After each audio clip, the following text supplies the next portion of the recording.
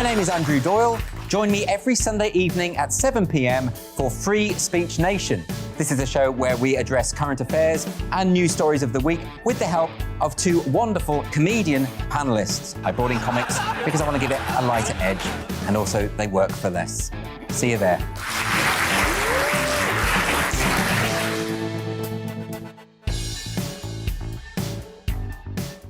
Join my show Farage, 7 p.m. till 8 p.m. Monday through Thursday, and there you will get opinion, analysis, debate, and I'll cover stories that nobody else dares to touch. And then for the last 15 minutes, talking pints. We're over a drink. We have a civilised conversation with someone. We very often disagree, but we do it in a grown-up way. Come and join me on Farage.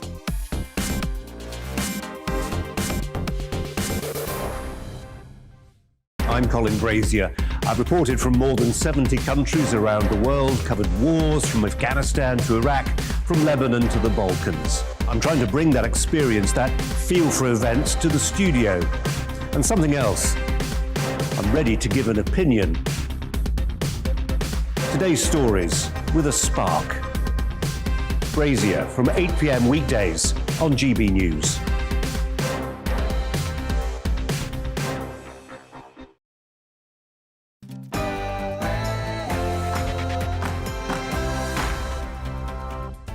Hello, good morning. 6 o'clock on Tuesday, the 7th of December. These are the stories that matter to you and to us here on the Great British Breakfast with me, Simon Mckay, and Rosie Wright.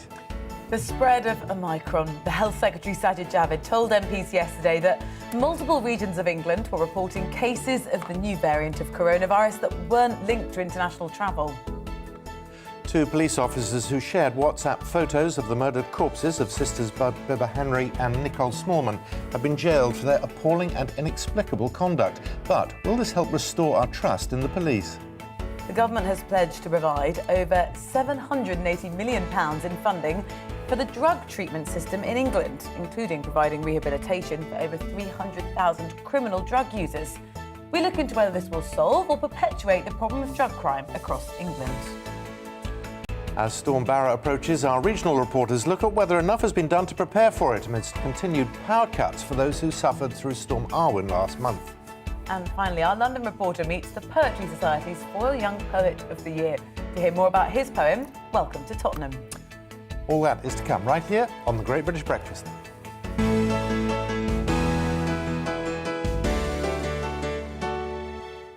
Well, a very good morning to you. Let's start the programme by taking a quick look through today's front pages, and we'll start with the Times. Leading with the headline, Omicron cases are doubling every 3 days.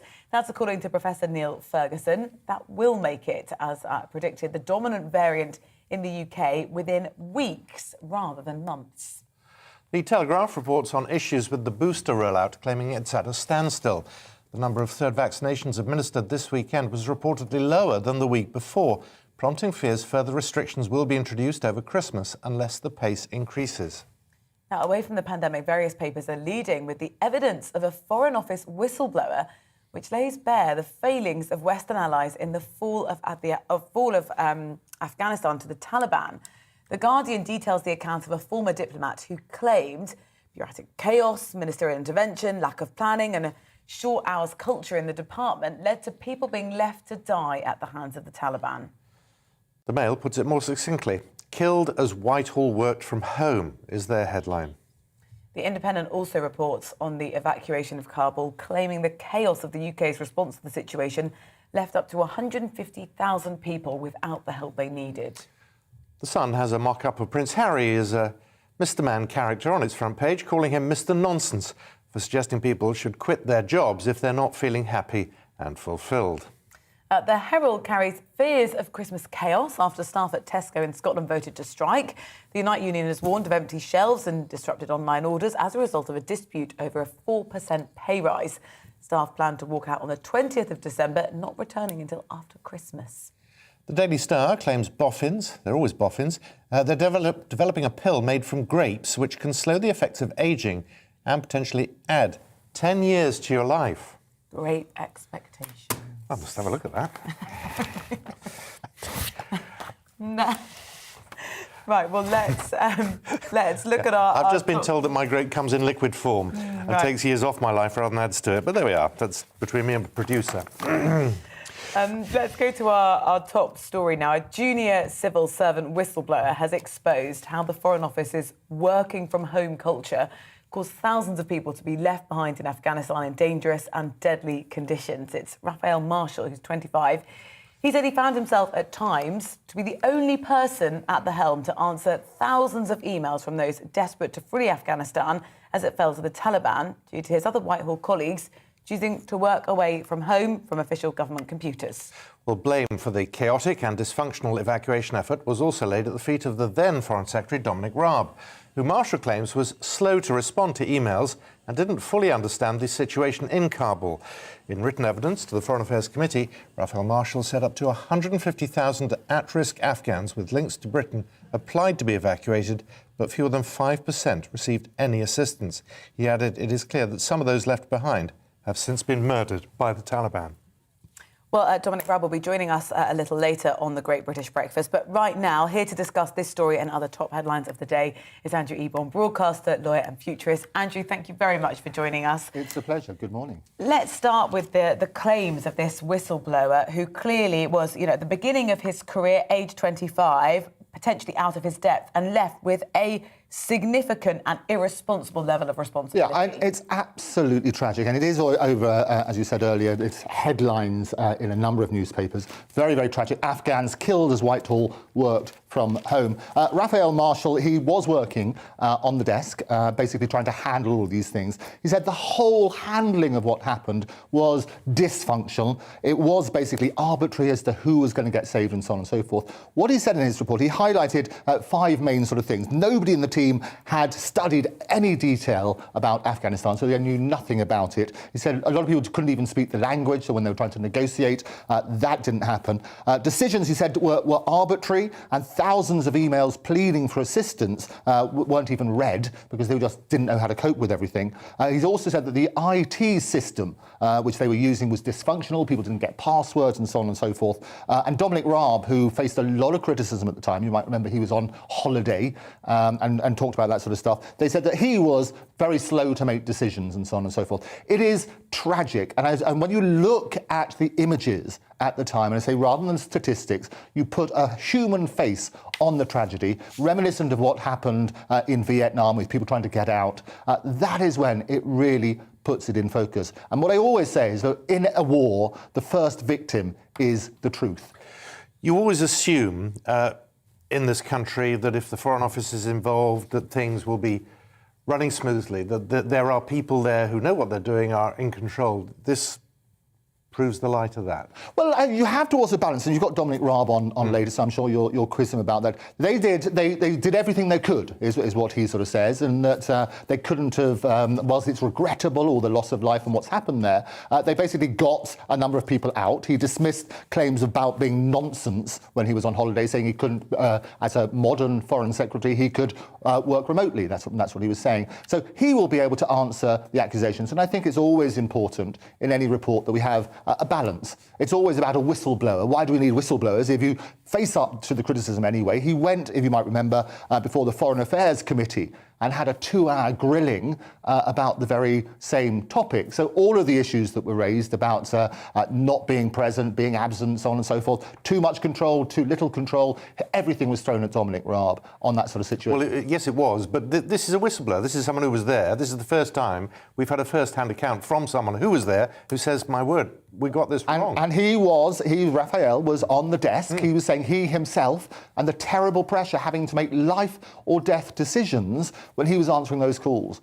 It must have been a terrible strain on him, as well as other things. So it's important that we do shine light, more light, less heat, and I think we work on that sort of premise. And gives even more understanding now to potentially why Dominic Raab moved jobs. Well, I think that, again, is going to be a glorious question. I was in on the interview. I will watch, very interestingly, what's going to happen later. But you're right. And you also have to ask yourself, why now? Why has this story come out now? And I always, in the same way as when you look at Matt Hancock and when the revelations came out about him, it was 6 weeks, 7 weeks after the event took place. Why now is an interesting question. Right, let's move on. Omicron. Health Secretary Sajid Javid saying yesterday that there have been cases discovered that are not linked to international travel. So it's now spreading in the community. But we still have not had one case linked to any hospital admission, not one death. How long before we know just how dangerous this thing's going to be? And we talk about Groundhog Day. Every single day there's another variant. I can tell you, as Theresa May rightly said in Parliament yesterday, we're going to have many variations. This is what happens. It's a virus. It's going to mutate all of the time. And what we have to do is make sure that we don't get scared. What tends to happen with these viruses, I'm not a doctor, everybody professes to be experts in these matters, I'm not a doctor, but what I can say is that you have to look at the evidence.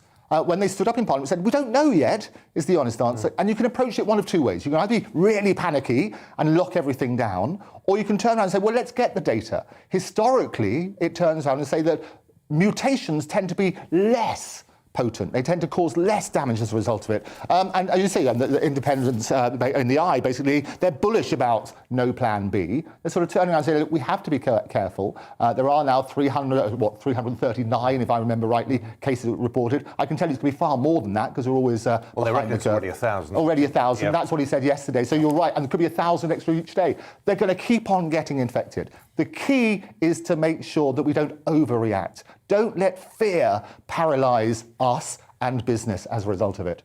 Do you feel a bit fearful, or at least cautious? Because we're being told to act with caution, but it's quite difficult to know in practice what that looks like. Is it sort of saying, I won't go to that carol service, maybe I won't go to that Christmas party? I think that everything is such a personal choice. Anyway, I've been to many parties, virtually every night. There's several last nights, and I was there. Several last. Several nights. It was several last night. I mean, party animal, absolutely. And on a Monday. On a Monday. I've got a party tonight. That's the only one I've been invited to all Christmas. Well, I'm having doubts about it, but and I can tell you, I was taking the grape extraction as well. Yeah. Grape extractions, as they say, increasing my life tenfold. Absolutely. I think everybody has a personal choice. But what we should do is get informed decisions. And what they always say, and just to keep the conspiracy theorists, Delta Omicron is an anagram of media control. There you go. That's Delta Omicron's media control. I love it. It's also erotic almond. There you go. So they love these sort of things. So you can be completely nuts and worry about certain things, or you can turn around and make informed decisions. What I would recommend, again, not as a doctor, I would make informed decisions. There will be people there who will be vulnerable. There will be people who, if they do get exposed, will suffer very badly. A lot of the parties that I went to, they demanded that you had a test before you went in. Obviously, you weren't wearing masks while you were doing that, but people took precautions. I would rather we proceeded in a cautious way, but making informed decisions, but don't panic. How many parties in one evening? Well, you come along anytime. Thousands. I was cutting down. Thousands. I could have come straight here, you see. It's got to be good. It's walking distance. It's the heart of London. So, yeah, people are partying, but numbers are down. I will say they are down. Oh, sorry to hear that. Yeah. Ministry of Justice. Yes. Body scanners, biometric identification, drug sniffer dogs, among the measures. Lots of money being spent now on treatment, but also offenders, how to look after them as well. I think it is interesting. The most extraordinary picture, of course, is Boris, and he always gets up in these extraordinary outfits, doesn't he? But this is him. It's a very serious issue. Barrister, isn't it an offence to dress up as a police officer? Everything's an offence, and if you listen to Parliament, they want to have the right of final decision. Is it an offence? It is an offence to dress up, to impersonate a police officer. Do you think anybody would be fooled by that? Do you think they wouldn't sort of turn around and say, hang on, that's Boris coming along as well? We love it. Extraordinary picture. But it's a serious issue. What I love about this, it's a 10-year strategy, if you like, to tackle the drugs. And what they're trying to do is nearly 20 billion, these are the statistics, nearly 20 billion a year, say the Home Office, suggesting that 300,000 heroin and crack addicts are responsible for half of the acquisitive crime. It's a big, big problem. And what they've done, they've got a 5-step policy, is what they're going to say over this period. They're going to target drug gangs, absolutely, because that's the root of the problem. They're going to crack down, and this is the thing which gets the headlines, the casual drug users. And amusingly, there's always Matt always likes to put a light side of it. You probably can't see this. Matt. But Matt is brilliant. So what he says, round the Christmas tree, every family does Christmas Day differently. We do church, then cocaine, then presents. Thank you, Matt. All good stuff. There is a lighter side. But it is, what they're trying to do is trying to say, let's be understanding about what the issue is. So they're cracking down on casual drug users. And what they're trying to say is, for adults taking recreational drugs who are too often sheltered from the serious violence, human exploitation, severe addiction and crime of the drugs trade, there will be a tougher consequences which will be felt more strongly than today. And they talk about things like removing passports, they talk about taking away your driving licence and increased fines. Why do we turn a bit of a blind eye to this sort of recreational drug use? I think there's a balance, and there's a campaign about certain drugs that people say should be legal as they are in certain countries. We're talking about Class A narcotics. Exactly. No, it's not cannabis, which I know Uber are delivering cannabis, as you know, in Canada and so on and so forth. That's what they do now, where it is legal, and people have that debate. We're talking about Class A. And Class A is incredibly devastating. It destroys lives. We need to look at that in a sort of sensible way. What I do like, though, is they're talking about drug treatment. So they're going to invest 780 million on treatment. So they're looking at that sort of side. Some of the measures are very invasive. They're talking about putting a tag on people to see something invented in Korea to see if people have been those are the headline grabbers, aren't they? But anyone who deals with the drug problem is suggesting this, for the first time, seems to be a government putting their money where their mouth is, and this might actually change that. I think that's right, and it's an understanding. I always say, if you have to understand and recognise the problem, because then you can work together on the solution. And I think if people can understand that, have the discussion, work out the devastating effect this has on people's lives, and work out how we can do that. So they're doing something. They're always going to get criticised. There's always going to be those headlines about drug testing, and so on and so forth, and what are they going to do? But they've got a plan. And I think, hopefully, it will produce appropriate results. It is 6:15. Your next party awaits. I will. I'll go. We better let you go. Thank you. Andrew, always good to see you. Thanks so much. Nice to see you both. Take care. Well, why don't we go to parties every night? You did go to a few parties last week. Oh, OK. I have to say I was hosting one party, but I postponed it to January.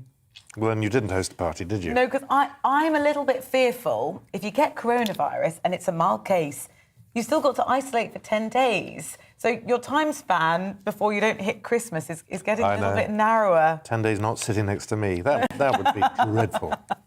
Well, at 6:15, let's give you an overview of what else is going on today, on from parties. As we've been telling you, a Whitehall whistleblower has accused the Home Office of costing lives because of its chaotic and dysfunctional response to the evacuation from Kabul. Raphael Marshall told the Foreign Affairs Select Committee that while up to 150,000 at-risk Afghans with links to Britain applied to be evacuated, fewer than 5% actually received any assistance. Thousands then were left behind to face the Taliban takeover. The Health Secretary Sajid Javid says new cases of Omicron are being found without any links to international travel, suggesting the variant is now being transmitted within the community. Mr Javid announced there were now 336 cases of the Omicron variant in the UK. That's 90 cases more than Sunday. To combat the spread, all arrivals into the UK from this morning now have to take a PCR or lateral flow test within 48 hours of travelling. The two police officers who took photos of the murdered bodies of sisters Bieber Henry and Nicole Smallman have been jailed. Police constables Dennis Jaffa and Jamie Lewis took photos of the sisters and shared them in WhatsApp groups, editing the images to make one sister wear the face of one of the officers and calling the two sisters dead birds. They've each been jailed for 33 months.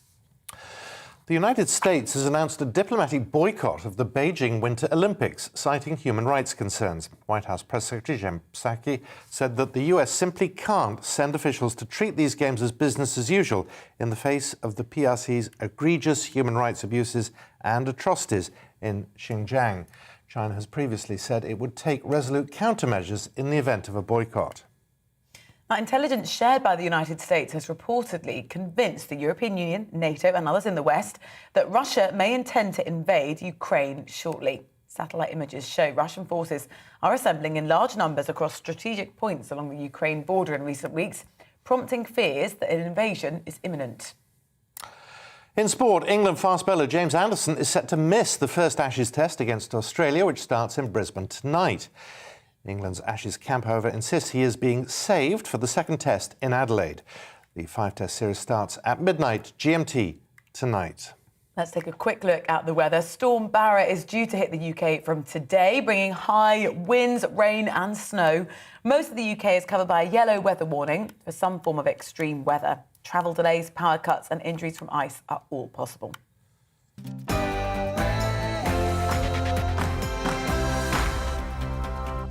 Well, let's pick up on that because the UK is now bracing itself for that Storm Barra. It's already made landfall in Northern Ireland, which is set to be battered by wind and rain. The second named storm of the season comes less than a fortnight after Storm Arwen, which caused significant damage in Scotland and the northeast of England. Well, let's find out more. GB News' Kevin Larkey is in Alnwick in Northumberland, where some residents still don't have power 11 days after Storm Arwen. Kevin, firstly, with another storm on the way, what is the latest for the people who still haven't managed to recover from that storm of, a week and a half ago? Well, yes, good morning, Rosie. Yes, it's literally the quiet before the storm here. It's dry, there isn't much wind, so to speak, but as you say, that storm is in Northern Ireland and making its way here to the northeast as I speak. But you don't have to go too far to see the remnants of Storm Arwen from 11 days ago. When I arrived here in Alnwick last night, in the gutter were a bunch of these slate roof tiles, and this wasn't the biggest one, so that gives you some idea as to the scale of the winds that Storm Arwen brought and the damage it was able to cause here in Alnwick. And obviously a lot of people are very concerned that they might have a repeat of that with Storm Barra now. Now, just to remind us what the Met Office is suggesting we need to expect over the next 24 hours. Yes, so Simon, there's a yellow weather warning in place for wind from the Met Office, and it covers virtually all of England and Wales and the east coast of Scotland, and that's in place from 9 a.m.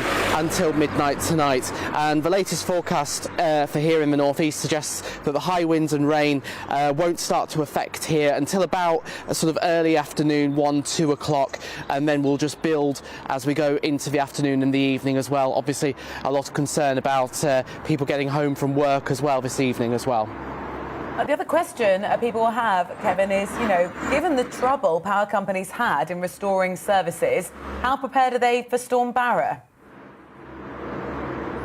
Well, absolutely, Rosie, and there are still, to the latest count, 1,600 homes still without power in the northeast, according to the ENA, and Storm Arwen knocked out up to 1 million homes 11 days ago. As I say, the vast majority of them are back on. But the fear is that with Storm Barra, that actually those 1,600 homes will be joined by a lot of others, with more wind and more power lines downed if this storm is as bad as we fear. And that just means more problems for people, and potentially those 1,600 homes spending even longer without power before they can get reconnected to the grid.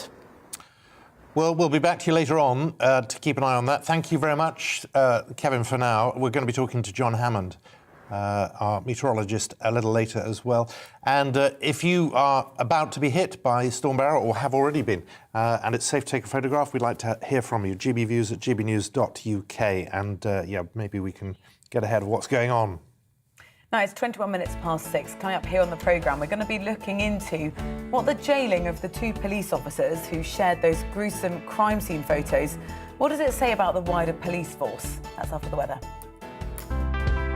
It's time to remind ourselves there's always another winter. Canary Islands sponsors the weather. Hello, a very good morning to you. Storm Barra arrives today, likely to bring disruptive wind to many parts of the UK, along with a spell of hill snow for northern England, central and southern Scotland. Here it is. It's been rapidly deepening during the last 24 hours. It initially hits Ireland. Met Éireann were the ones that named the storm because of the potential high impacts across Republic of Ireland, and that wet and windy weather soon sweeps into western parts of the UK as we begin the day. Colder but brighter ahead of the storm in the central and eastern parts of the country, but the wet and windy weather in the west could prove disruptive. Some heavy rain for Northern Ireland, and those winds really picking up through the morning. 70 to 80 mile per hour wind gusts around exposed coasts of western and southern UK, 60-mile-per-hour wind gusts inland. Of course, with the wind and the rain, it's going to feel unpleasant out there with the cold air hanging on. In central and eastern parts of the UK, we're likely to see a spell of disruptive snowfall, primarily the snow building up above 200 metres across northern England, central and southern Scotland. But blizzards are likely over some of the higher routes of the north, and drifting of snow as well, with as much as 20 centimetres building up over some of the higher hills. By the end of the night, the worst of the wet weather moves out of the way, followed by showers, and really Wednesday stays unsettled. Storm Barra will remain centred over the UK. It will be filling, so it's not going to be quite as windy, but there will be frequent areas of rain and showers rotating around that low, and the strongest winds by this stage affecting southwestern shores. So South Wales, southwest England, likely to see wind gusts of 65 miles per hour, and those showers rattling through constantly through the day. Also, quite a number of showers and a keen breeze in the northeast. The best of any sheltered spots around central and southeastern parts of the UK. But by Thursday, the showers restricted to eastern areas whilst it dries up and brightens up further west. Friday sees further rain and showers. Canary Islands sponsors the weather.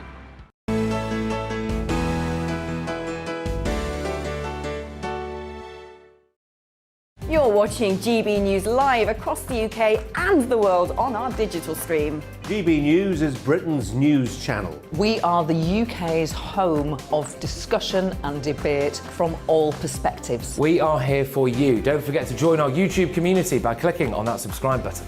And if you want the GB News app, you can click and catch up on programmes anytime. We love to hear from you, so email us. gbviews@gbnews.uk. Thanks for being part of the GB News family. My name is Andrew Doyle. Join me every Sunday evening at 7 p.m. for Free Speech Nation. This is a show where we address current affairs and news stories of the week with the help of two wonderful comedian panellists. I brought in comics because I want to give it a lighter edge, and also they work for less. See you there.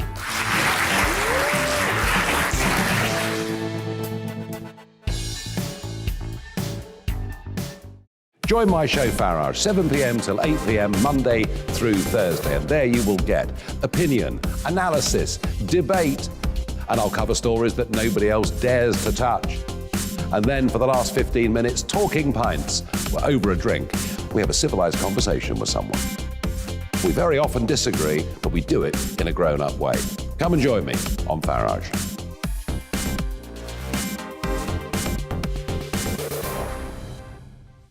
I'm Colin Brazier. I've reported from more than 70 countries around the world, covered wars from Afghanistan to Iraq, from Lebanon to the Balkans. I'm trying to bring that experience, that feel for events, to the studio. And something else. I'm ready to give an opinion. Today's stories with a spark. Brazier from 8 p.m. weekdays on GB News.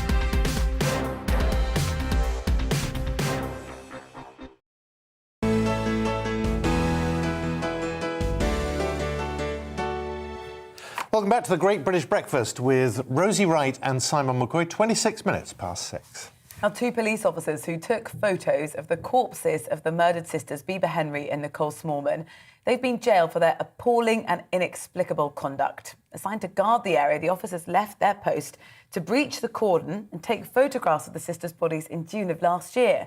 These were then shared with colleagues and members of the public on WhatsApp, with the sisters being described as a couple of dead birds. Well, the mother of the sisters described the taking and sharing of those photos as a betrayal of catastrophic proportions in an impact statement to the court. Let's discuss this more. Former Scotland Yard detective Peter Blexley, friend of this programme, joins us once again. Peter, that sentencing, does that send the right message? No, unfortunately, I don't think it does. I think this is a woefully inadequate sentence, which doesn't accurately reflect the seriousness of the crime, nor of the greater impact that it's had upon public trust in the Metropolitan Police. I think it's way, way too short, and I'm sure that I'm not alone in thinking that. Appropriate. What do you think would be appropriate? Certainly a longer sentence. And let me drill down for a moment, if I may, exactly what this 2 years and 9 months mean. These officers could both be eligible for release after serving half of their sentence, so a mere 16 and a half months. It is also possible that they will have gone from a vulnerable persons unit straight into an open prison, a category D prison. Now that would mean potentially that they could do 4 months of that sentence on a tag, so being released and electronically tagged. They will also be eligible for day release once a month, which could include home visits. So when you take all those factors into account, I think this sentence is just really appallingly lenient, and I personally would like to have seen a minimum of 4 years for each of them. It has not been, this is an understatement, it has not been a good year for the police and the public perception of them because of a number of high-profile cases. Does that colour what you're saying at the moment, or are you talking very specifically about this one case? No, absolutely. My comments are based on dealing with the crimes committed by these officers as standalone offences. I am not being altered or affected by the misdemeanours of others in any way, shape or form. Not only was this a dreadful dehumanising of Nicole and Bieber's murdered bodies, but as a former detective, one aspect that also angers me is the fact that they could potentially have destroyed evidence, contaminated evidence, removed it, because they breached the cordon that they were there to protect.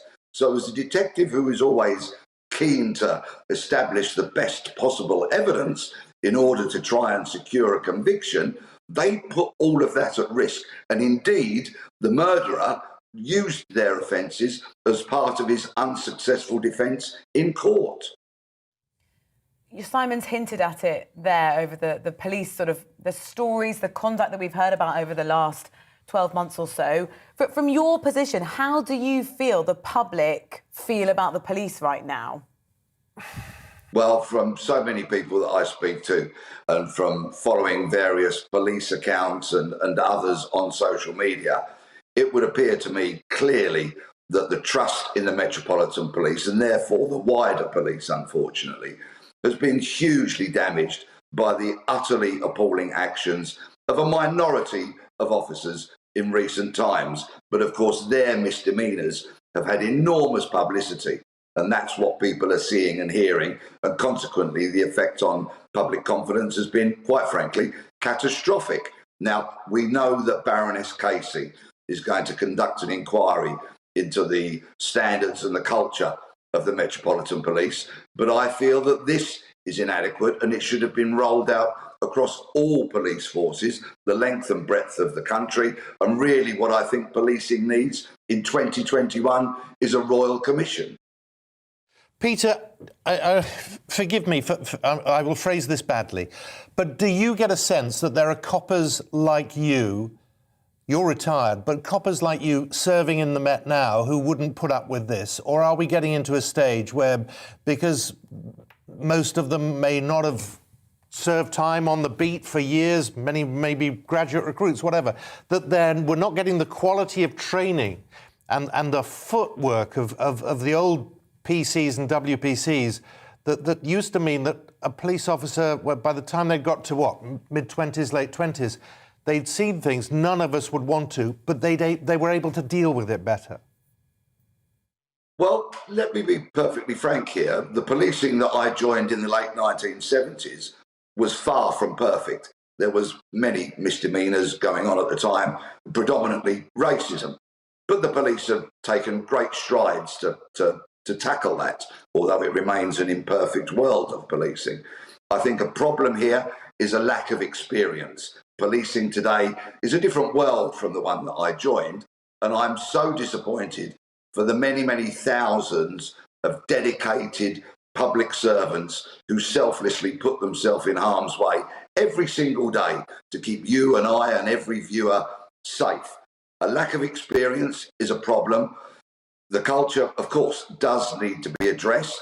And when I was a young PC, I was told you're no kind of copper until you've done 5 years, by which time you will be experienced enough to really call yourself a proper police officer. Now, sadly, we have inexperienced probationary police officers taking fellow and less experienced probationers out to try and teach them the ropes. Policing is in crisis, and that is why we don't need sticking plaster inquiries by Baroness Casey. We need a full and thorough Royal Commission. I just wonder, many people watching it might say today, actually, you know, this is the conduct of a few very sick individuals. It's not endemic of the entire police force. I agree with that. Of course, the majority of police officers are dedicated public servants. They do a job that the likes of you and I'm sure, would quite simply not want to do. But policing has allowed itself to be blown by the wind in one direction and another. We've seen so many senior officers desperate to climb that greasy pole of promotion.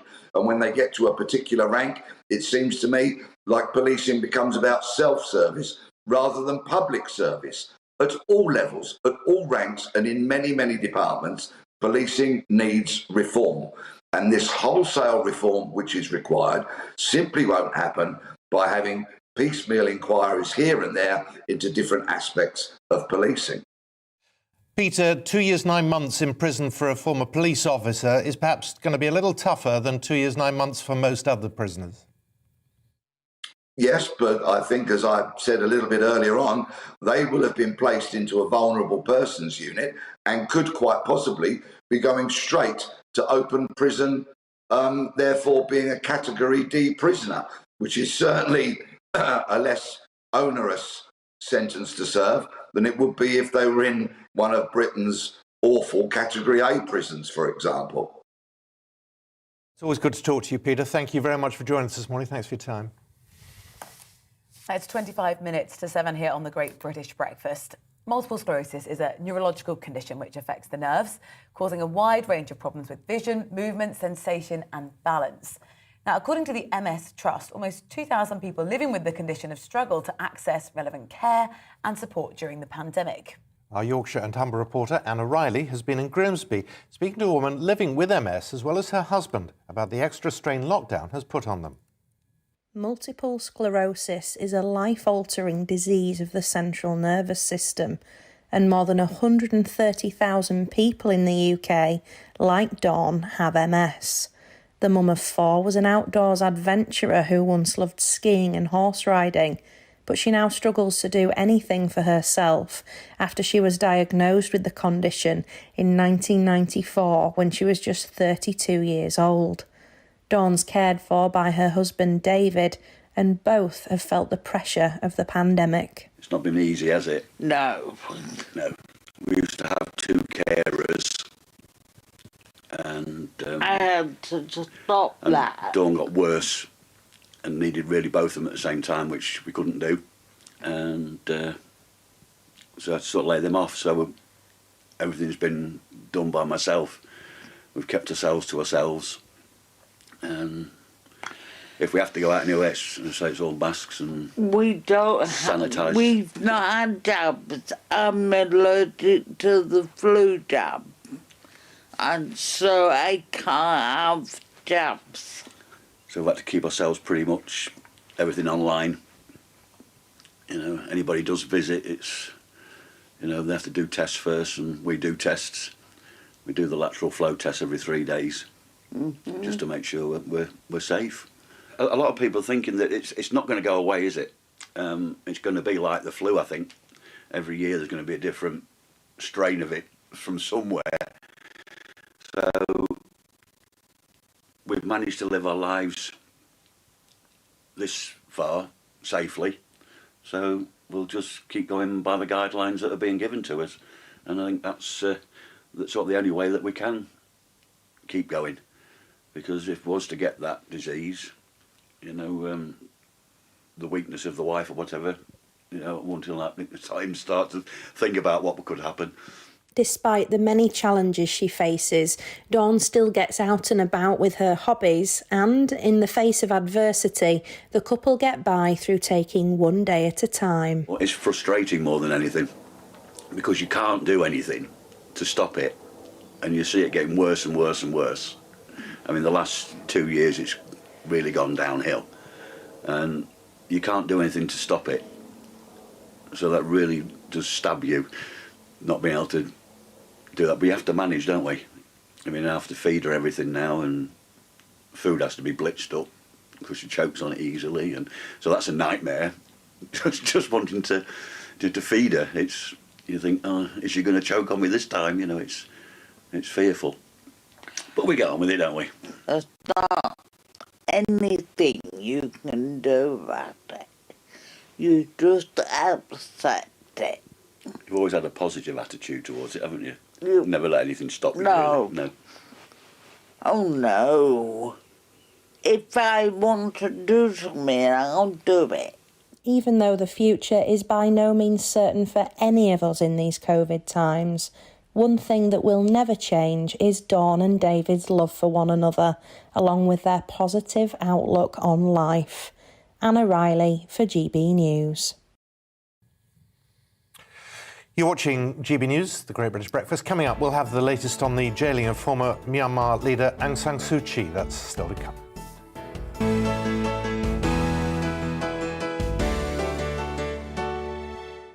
You're watching GB News live across the UK and the world on our digital stream. GB News is Britain's news channel. We are the UK's home of discussion and debate from all perspectives. We are here for you. Don't forget to join our YouTube community by clicking on that subscribe button.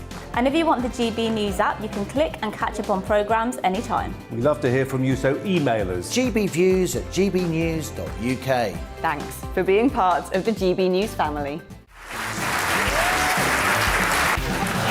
My name is Andrew Doyle. Join me every Sunday evening at 7 p.m. for Free Speech Nation. This is a show where we address current affairs and news stories of the week with the help of two wonderful comedian panellists. I brought in comics because I want to give it a lighter edge, and also they work for less. See you there.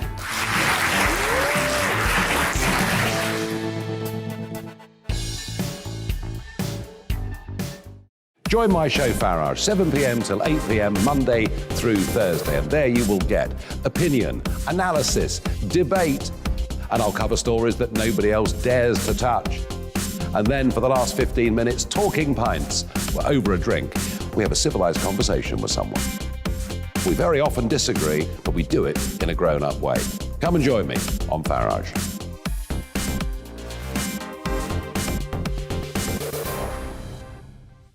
I'm Colin Brazier. I've reported from more than 70 countries around the world, covered wars from Afghanistan to Iraq, from Lebanon to the Balkans. I'm trying to bring that experience, that feel for events, to the studio. And something else. I'm ready to give an opinion. Today's stories with a spark. Brazier from 8 p.m. weekdays on GB News.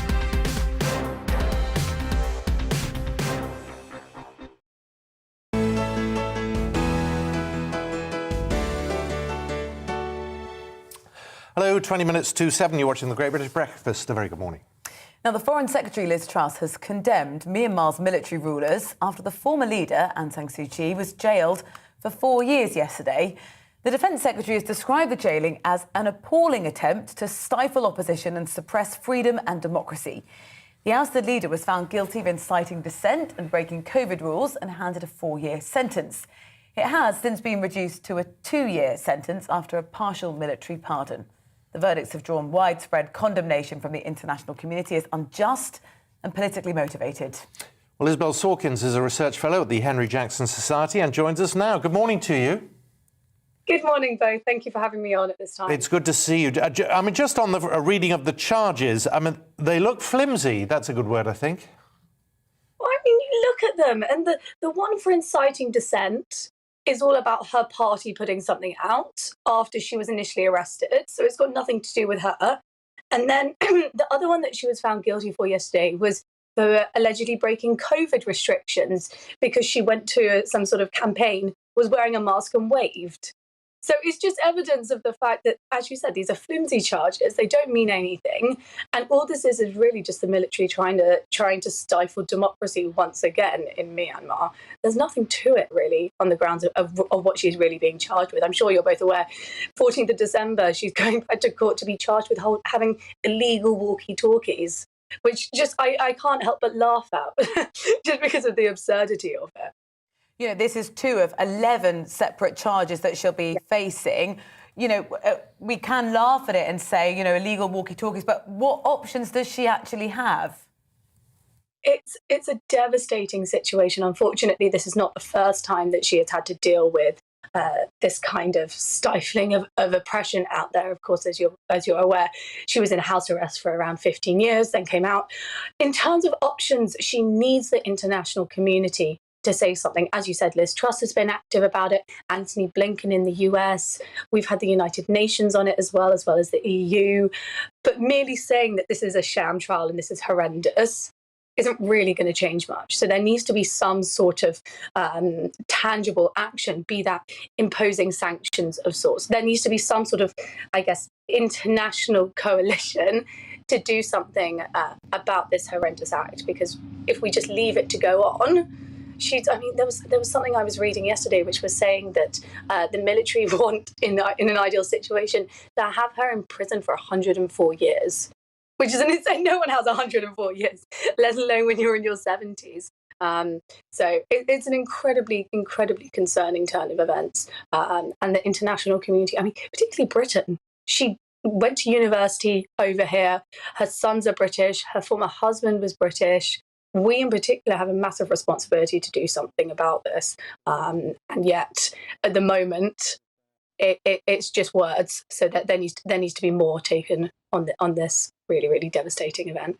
Yeah, Isabel, what a lot of people will find confusing is that for years she was up there as a heroine of the world, you know, in this country, the international community, and the sense of joy when she took that position in Myanmar, and then suddenly things went very sour very quickly, and she seemed to lose that heroine status almost overnight. You're completely right. So, as you said, back in the sort of the 1980s, in particular 1990s, I mean, she won the Nobel Peace Prize in 91. This is an incredible woman in the eyes of the global community. And then 2015, she comes into power. She can't exactly be the president because there are parts of the constitution which say that if you have foreign family, you can't. But she's very much known as the de facto leader. And then, unfortunately, from there, it goes downhill for her. A lot of this centres around the way that she dealt with the Rohingya Muslim crisis that happened out there, claiming that it wasn't ethnic cleansing or genocide. And I mean, a lot of the really prestigious awards she had actually been awarded during the 90s in particular actually were revoked because of the way that she dealt with this. Of course, she was in the International Court of Justice advocating and saying, oh, no, what happened out there was somewhat absolutely fine, and this wasn't a targeted attack on a community. So we have that happen. And then we have last year, November 2020, these elections happen, the military turns around and says they were fraudulent, and then within a few months, early February this year, she's arrested. So it was a very, very quick decline for somebody who, as you said, had this status of being a heroine, of being the person to fight for democracy in Myanmar. And yet very quickly, she's disappeared off the face of politics again. Isabel Sawkins from the Henry Jackson Society. It's really good to talk to you. Thank you very much for your time this morning. Let's give you an overview at 6:45 of what else is happening today. And a Whitehall whistleblower has accused the Home Office of costing lives because of its chaotic and dysfunctional response to the evacuation of Kabul. Raphael Marshall told the Foreign Affairs Select Committee that while up to 150,000 at-risk Afghans with links to Britain applied to be evacuated, fewer than 5% actually received any assistance, with thousands left behind to face the Taliban takeover. The Health Secretary, Sajid Javid, says new cases of Omicron are being found without any links to international travel, suggesting the variant is now being transmitted within the community. Javid told Parliament there were now at least 336 cases of the Omicron variant in the UK. That's 90 cases more than Sunday. Well, to combat the spread, all arrivals into the UK from this morning now have to take a PCR or lateral flow test within 48 hours of travel. The two police officers who took photos of the murdered bodies of sisters Bieber Henry and Nicole Smallman, well, they've been jailed. Police constables Dennis Jaffa and Jamie Lewis took photos of the sisters and shared them in WhatsApp groups, editing the images to make one sister wear the face of one of the constables and calling the two sisters dead birds. Both officers have been jailed for 33 months. The United States has announced a diplomatic boycott of the Beijing Winter Olympics, citing human rights concerns. The White House press secretary, Jen Psaki, said that the US simply can't send officials to treat these games as business as usual in the face of the PRC's egregious human rights abuses and atrocities in Xinjiang. China's previously said it would take resolute countermeasures in the event of a boycott. Intelligence shared by the United States has reportedly convinced the European Union, NATO and others in the West that Russia may intend to invade Ukraine. Satellite images show Russian forces assembling in large numbers across strategic points along the Ukraine border in recent weeks, and that's prompted fears that an invasion is imminent. In sport, England fast bowler James Anderson is set to miss the first Ashes test against Australia, which starts in Brisbane tonight. But Ben Stokes is set to be named in the team. England insists there's no serious concern over Anderson, who's being saved for the second test in Adelaide. Let's look at the weather. Storm Barra has already arrived in Northern Ireland and the Republic. It's brought high winds, rain and snow. Most of the UK is covered by a yellow weather warning. Travel delays, power cuts and injuries from ice are all possible.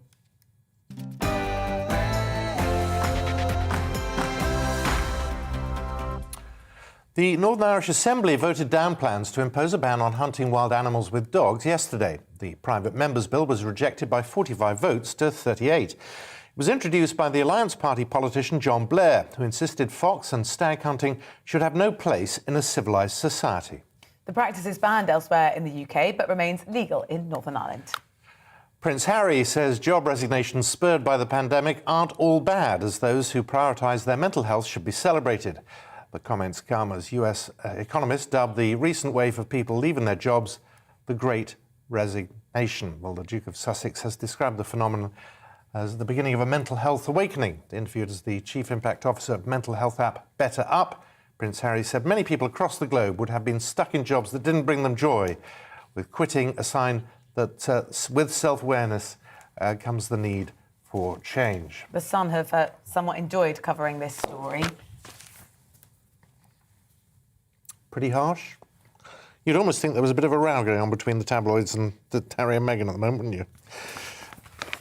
We leave it there. Your views, always welcome. gbviews@gbnews.uk. Is it right that a multi-millionaire who's never really held a job apart from working in the army for a while should make comments like that? I don't know. Mr. Nonsense, as so called now by The Sun. Coming up here on the programme, you're going to hear more about the 4 Young Poet of the Year after the weather. It's time to remind ourselves there's always another winter.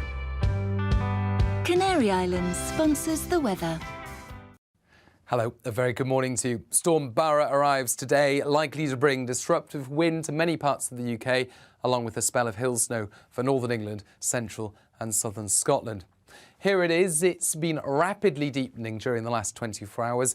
It initially hits Ireland. Met Éireann were the ones that named the storm because of the potential high impacts across Republic of Ireland, and that wet and windy weather soon sweeps into western parts of the UK as we begin the day. Colder but brighter ahead of the storm in the central and eastern parts of the country, but the wet and windy weather in the west could prove disruptive. Some heavy rain for Northern Ireland and those winds really picking up through the morning. 70 to 80 mile per hour wind gusts around exposed coasts of western and southern UK, 60 mile per hour wind gusts inland. Of course, with the wind and the rain, it's going to feel unpleasant out there with the cold air hanging on in central and eastern parts of the UK.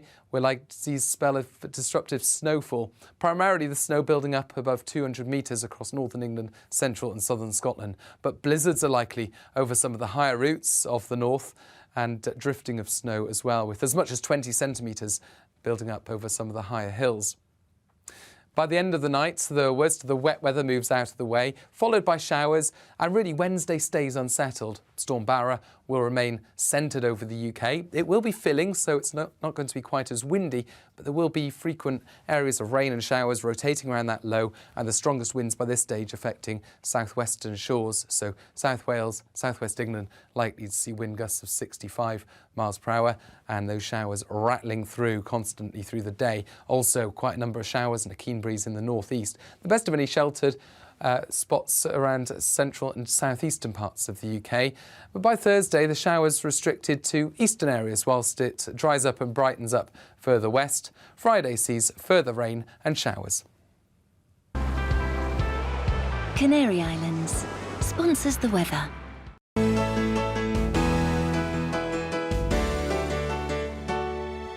You're watching GB News live across the UK and the world on our digital stream. GB News is Britain's news channel. We are the UK's home of discussion and debate from all perspectives. We are here for you. Don't forget to join our YouTube community by clicking on that subscribe button. And if you want the GB News app, you can click and catch up on programmes anytime. We love to hear from you, so email us. gbviews@gbnews.uk. Thanks for being part of the GB News family. My name is Andrew Doyle. Join me every Sunday evening at 7 p.m. for Free Speech Nation. This is a show where we address current affairs and news stories of the week with the help of two wonderful comedian panellists. I brought in comics because I want to give it a lighter edge, and also they work for less. See you there.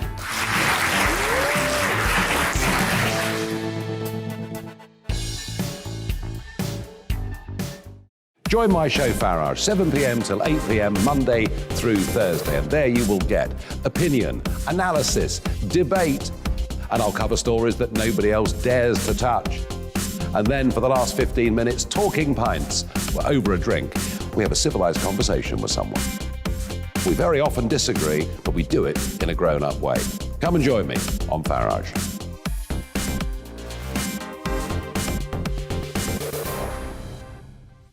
I'm Colin Brazier. I've reported from more than 70 countries around the world, covered wars from Afghanistan to Iraq, from Lebanon to the Balkans. I'm trying to bring that experience, that feel for events, to the studio. And something else, I'm ready to give an opinion. Today's stories with a spark. Brazier from 8 p.m. weekdays on GB News.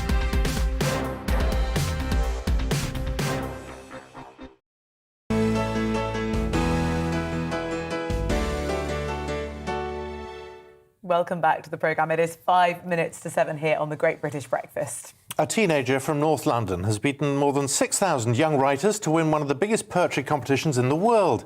17-year-old Giovanni Rose wrote the poem Welcome to Tottenham, based on his experiences of growing up in the area, reflecting on issues to do with knife crime and racism. He's won the Poetry Society's Foyle Young Poets of the Year award. And our London reporter Alice Porter went to meet him.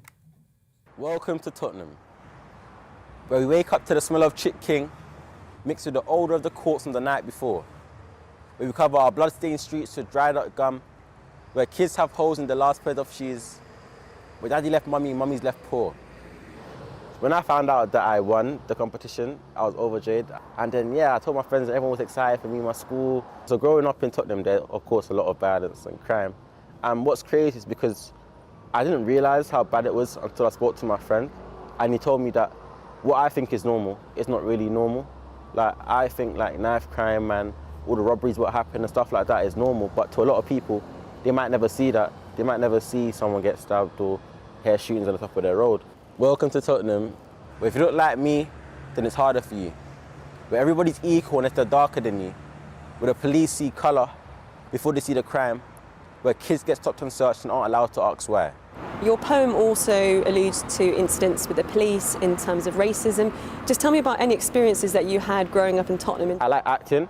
I was filming a short film to do with like anti-knife crime, and then armed police pull up on us, and I'm like 15 years old, and they put us to the wall so the whole of Breed Scroll can see us with a gun to our face, and they searched us, and once again they didn't find anything. So it's like, I don't have a problem with stops and searches, because if you increase stops and searches, less likely to carry a knife because you don't want to get caught.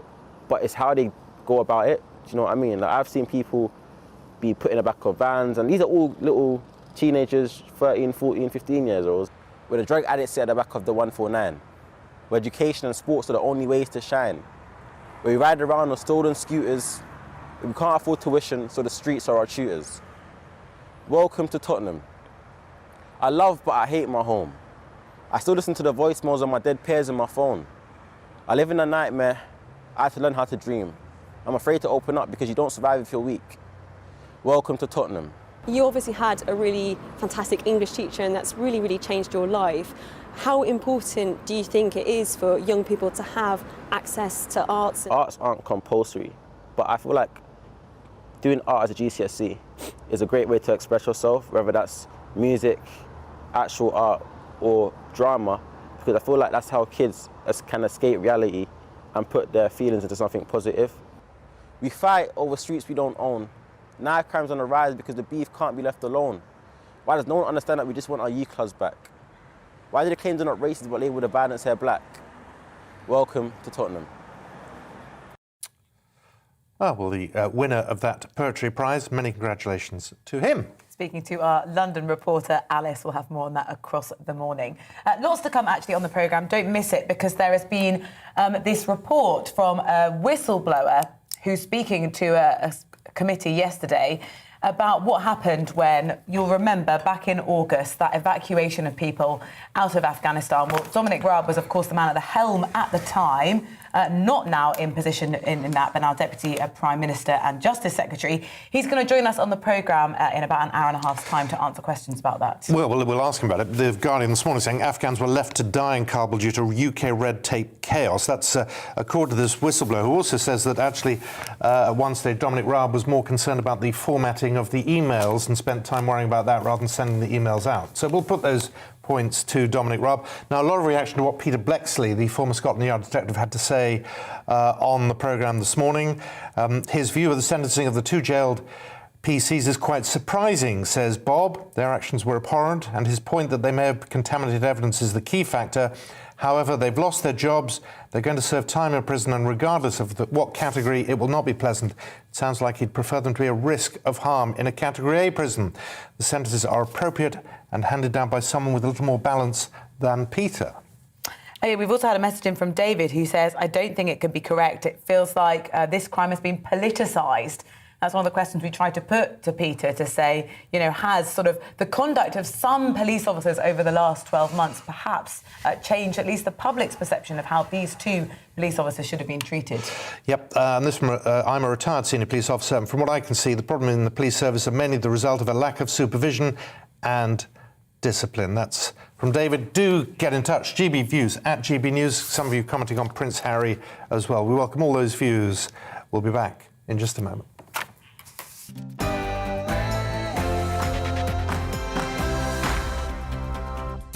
Well, a very good morning to you. 7 o'clock on Tuesday, the 7th of December.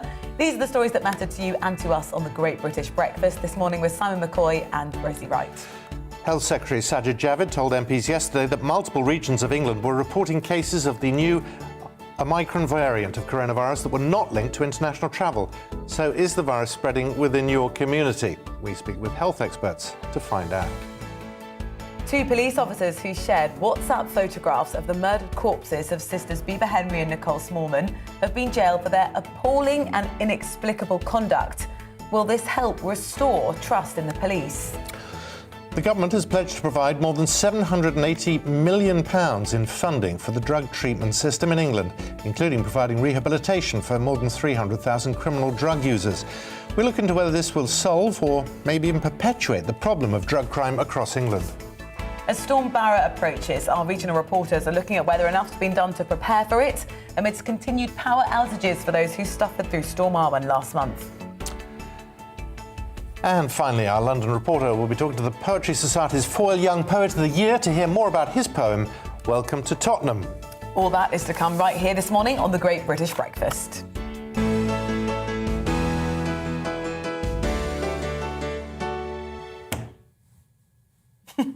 What were you doing, Simon? Well, I was trying to do a high five.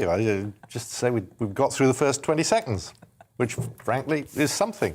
Well, thank you for joining us for those first few 20 seconds. 2 more hours to come, if you could cope with the first 20 seconds. Should we start with looking at the papers? Yep. Maybe we could do a high five after that. Thank you so much. Well, let's see how it goes. Let's start with the Times. That leads with the headline, Omicron cases are doubling every 3 days. That's according to Professor Neil Ferguson. And that will make it the dominant variant in the UK within weeks rather than months, he says. The Telegraph reports on issues with the booster rollout, claiming that it's at a standstill. The number of third vaccinations administered this weekend was reportedly lower than the week before, prompting fears further restrictions will be introduced over Christmas unless the pace increases. Away from the pandemic, various papers lead with the evidence of a Foreign Office whistleblower which lays bare the failings of Western allies in the fall of Afghanistan to the Taliban. The Guardian details the account of a former diplomat who claimed bureaucratic chaos, ministerial intervention, lack of planning and a short hours culture in the department, which led, he says, to people being left to die at the hands of the Taliban. The Mail puts it more succinctly, killed as Whitehall worked from home is their headline. The Independent also reports on the Kabul evacuation. The Metro splashes on Gulf Ace Mile High campaign. Ryder Cup star Torben Allison sexually assaulted a woman on a plane as he binged on drink and pills, a court's heard. Well, he also allegedly pushed a member of the cabin crew and began urinating on another passenger's seat on the flight from Nashville in July. The Sun mocks Prince Harry with this amazing front page, calling him Mr. Nonsense. It comes after last month. They branded Meghan Miss Forgetful after she admitted during her legal case against forgetting that she'd authorised the Nate to brief the authors of Finding Freedom.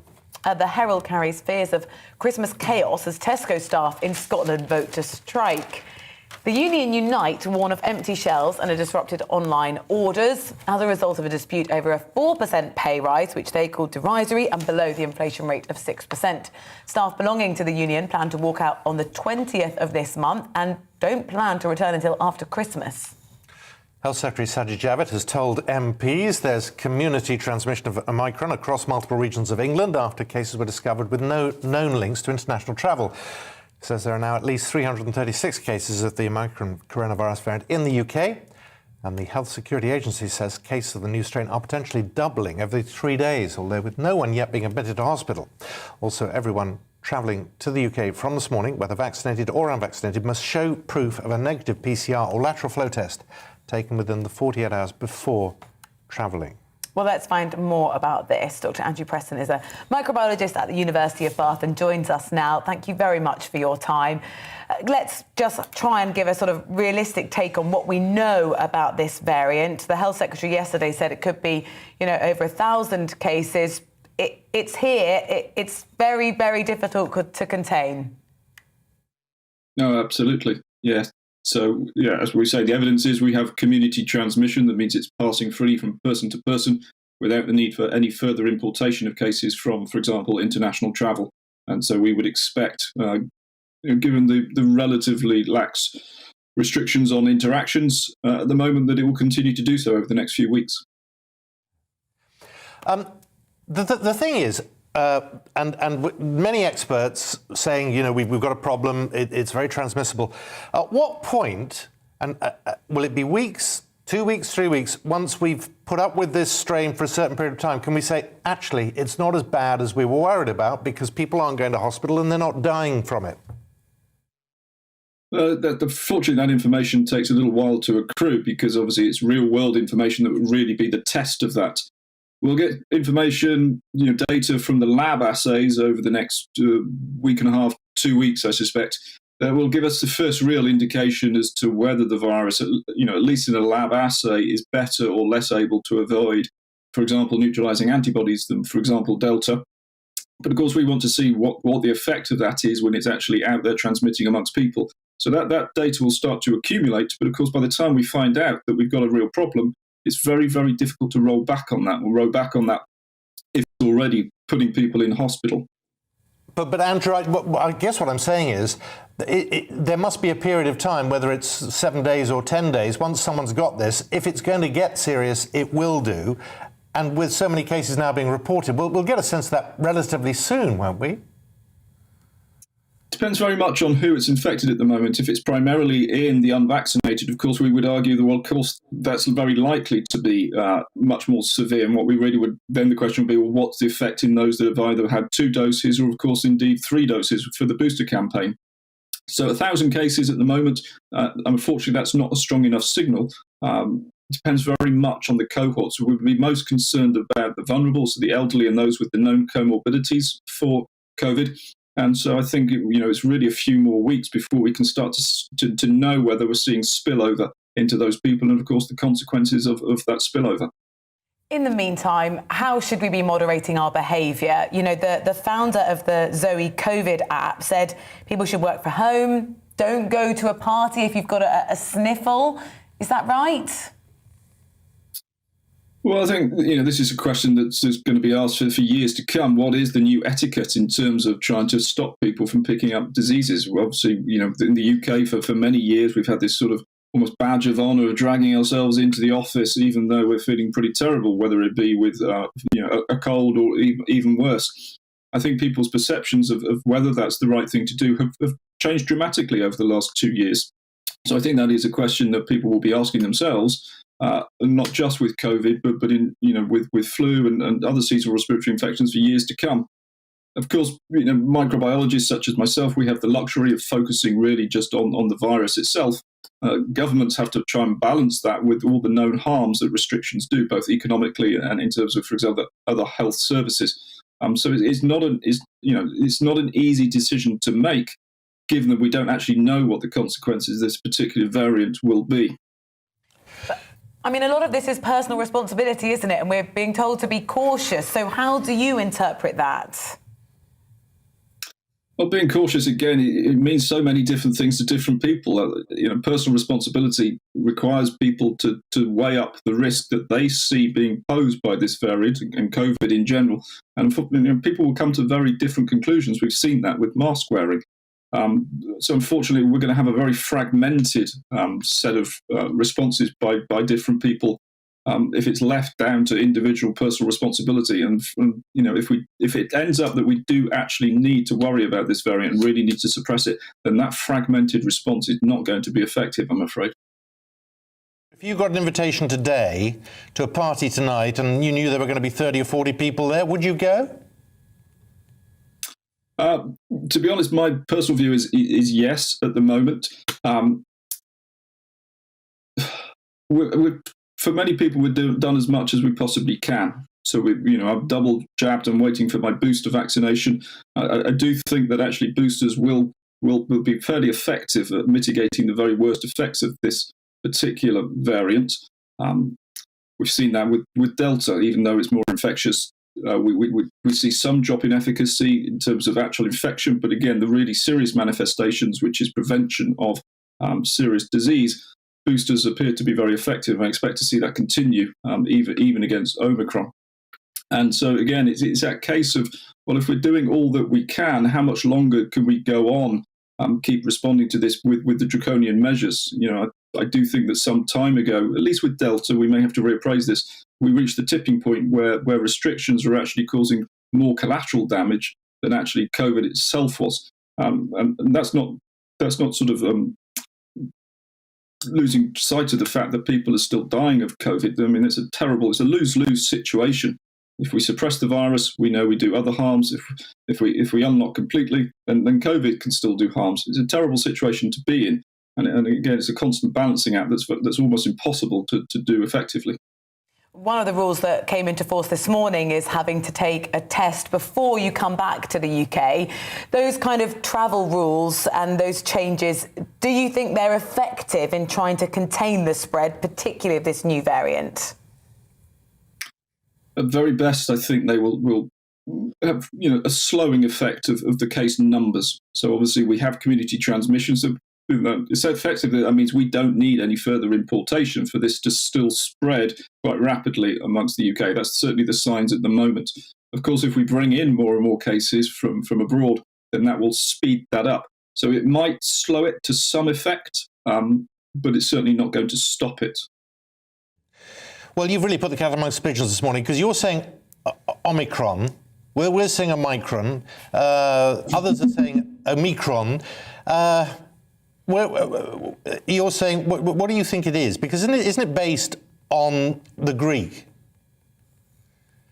Yes, it is, and I must profess I'm no language expert, so I saw Omicron. That's what I've said. As you say, I've heard it all. It's something I don't get too caught up on. I think we all know what we mean, but I think that's the main thing. Yeah, no, you're absolutely right. It's really good to see you, Andrew. Thank you very much. Always a pleasure to have you on the programme. Andrew Preston, thank you. Now, 12 minutes past 7 here on the Great British Breakfast. As you've been hearing, we are bracing ourselves, the UK, for Storm Barra.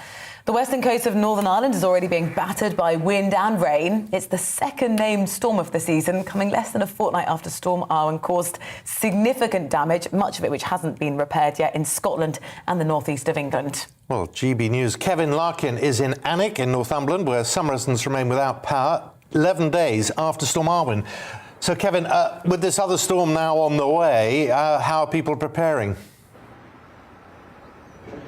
Well, Simon, I'm in the literal calm before the storm. It's dry, it's not particularly windy. In fact, just behind me in the last sort of 15 minutes or so, some builders have shown up and started building some scaffolding. It may perhaps be an interesting experiment to see tomorrow morning how much of that scaffolding is still standing, because we are expecting quite a heavy storm coming in, this Storm Barra. It's set to hit the northeast this afternoon around 1 or 2 o'clock, and is set to bring more high winds and heavy rain as well to the area. And I think if you look at this is also an area that's only just getting over Storm Arwen, which hit 11 days ago.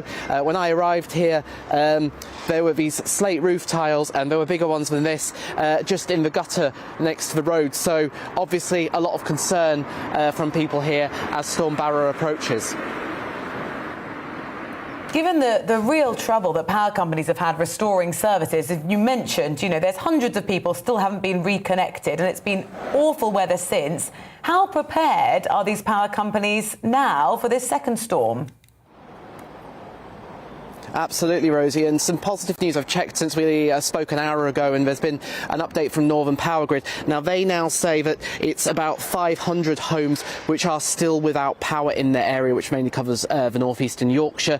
Now, that's down from 1,600 as of yesterday, so a positive development. But obviously, those 500 homes have been without power now for 11 days. And what Northern Power Grid are saying today is that they will continue to try and repair and get those people reconnected as long as it's safe to do so, but they are expecting some damage from Storm Barra, and of course that means that 500 number is set to only increase as things go forward. The local MP for this area, Anne-Marie Trevelyan, who's also the International Trade Secretary, she's advising people to take Northern Power Grid up on offers to pay for them to stay in temporary accommodation as well. And Bishop Auckland MP Dehenna Davidson has also urged the power companies to make sure that any compensation that people are owed because of these problems is paid to them by Christmas. Just bring us up to speed with what the Met Office is saying at the moment there, because there are some weather warnings in place, aren't there? Yes, Simon, so the current position from the Met Office is that there is a yellow weather warning for wind for virtually all of England and Wales and the east coast of Scotland. That's in place from 9 a.m. until midnight, and we are expecting a big impact from that all around the country. And of course, many of those areas, as we've said, have already been affected by Storm Arwen, and they are very nervously awaiting what's happening with Storm Barra, which, as you say, is now making landfall in Northern Ireland and heading this way. It's set to hit the northeast and the eastern part of the country early afternoon. OK, Kevin, we'll talk to you again later. That's Kevin Larkin there in Alnwick. We'll have more updates for you on the storm across the morning. But at 7:15, let's give you an overview of what else is happening today. And a Whitehall whistleblower has accused the Home Office of costing lives because of its chaotic and dysfunctional response to the evacuation of Kabul. Raphael Marshall told the Foreign Affairs Select Committee that while up to 150,000 at-risk Afghans with links to Britain applied to be evacuated, fewer than 5% actually received any assistance, with thousands left behind to face the Taliban takeover. The Health Secretary, Sajid Javid, says new cases of Omicron are being found without any links to international travel, suggesting the variant is now being transmitted within the community. Mr Javid told Parliament there were now at least 336 cases of the variant in the UK, 90 cases more than Sunday. To combat the spread. All arrivals into the UK from 4 o'clock this morning now have to take a PCR or lateral flow test within 48 hours of travelling. The two police officers who took photos of the murdered bodies of sisters Bieber Henry and Nicole Smallman have been jailed. Police constables Dennis Jaffa and Jamie Lewis, they took photos of the sisters and shared them in WhatsApp groups, editing the images to make one sister wear the face of one of the constables and calling the two sisters dead birds. They've both been jailed for 33 months. The United States has announced a diplomatic boycott of the Beijing Winter Olympics, citing human rights concerns. The White House press secretary said that the US simply can't send officials to treat these games as business as usual in the face of the PRC's egregious human rights abuses and atrocities in Xinjiang. China's previously said it would take resolute countermeasures in the event of a boycott. Intelligence shared by the United States has reportedly convinced the European Union, NATO and others in the West that Russia may intend to invade Ukraine. Satellite images show Russian forces assembling in large numbers across strategic points along the Ukraine border in recent weeks, and that's prompted real fears that an invasion could be imminent. In sport, England fast bowler James Anderson is set to miss the first Ashes test against Australia, which starts in Brisbane tonight. But Ben Stokes is set to be named in the team. England insists there's no serious concern over Anderson, who's being saved for the second test in Adelaide. Now, we've heard a little bit about the weather, but a brief update for you. Storm Barra has already arrived in Northern Ireland and the Republic, bringing high winds, rain and snow in parts. Most of the UK is covered by a yellow weather warning. Travel delays, power cuts and injuries from ice are all possible.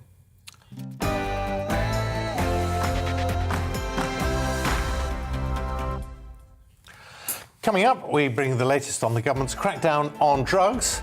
But as we've been hearing, Storm Barra has arrived. Let's get more details. This is the weather.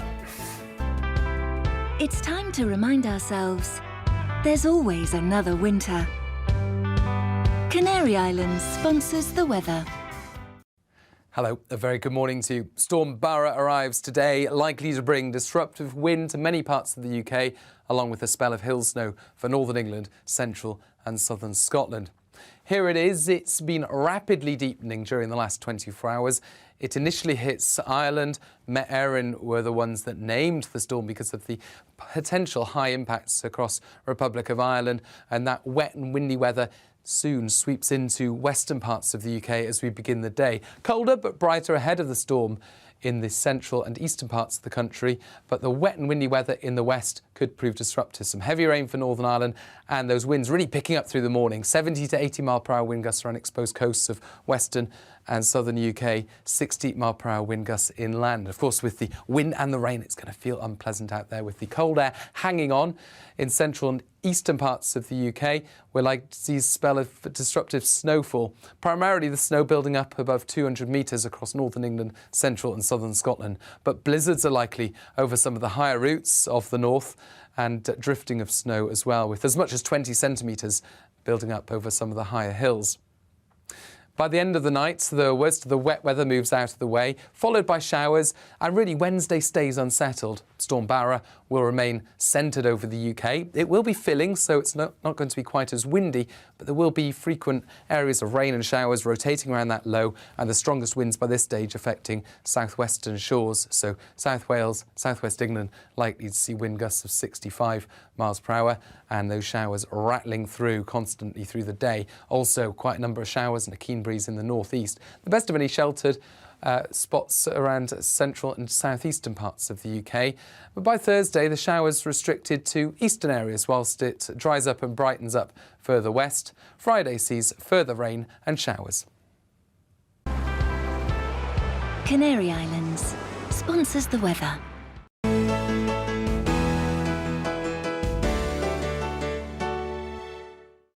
You're watching GB News live across the UK and the world on our digital stream. GB News is Britain's news channel. We are the UK's home of discussion and debate from all perspectives. We are here for you. Don't forget to join our YouTube community by clicking on that subscribe button.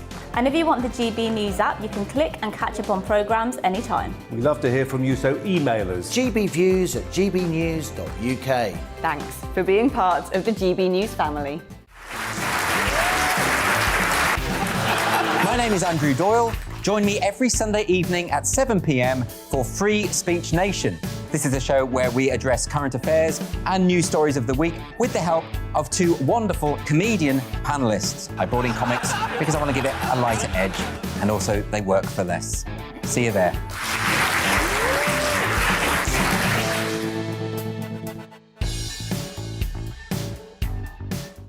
Join my show Farage, 7 p.m. till 8 p.m. Monday through Thursday, and there you will get opinion, analysis, debate, and I'll cover stories that nobody else dares to touch. And then for the last 15 minutes, talking pints. We're over a drink. We have a civilised conversation with someone. We very often disagree, but we do it in a grown-up way. Come and join me on Farage.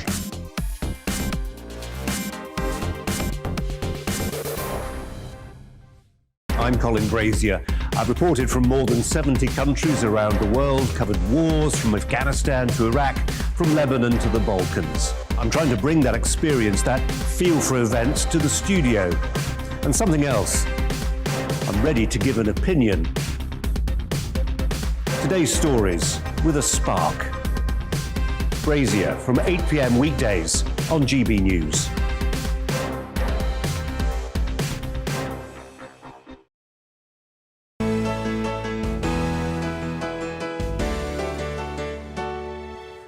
Welcome back to the Great British Breakfast with Rosie Wright and Simon Mckay, 23 minutes past 7.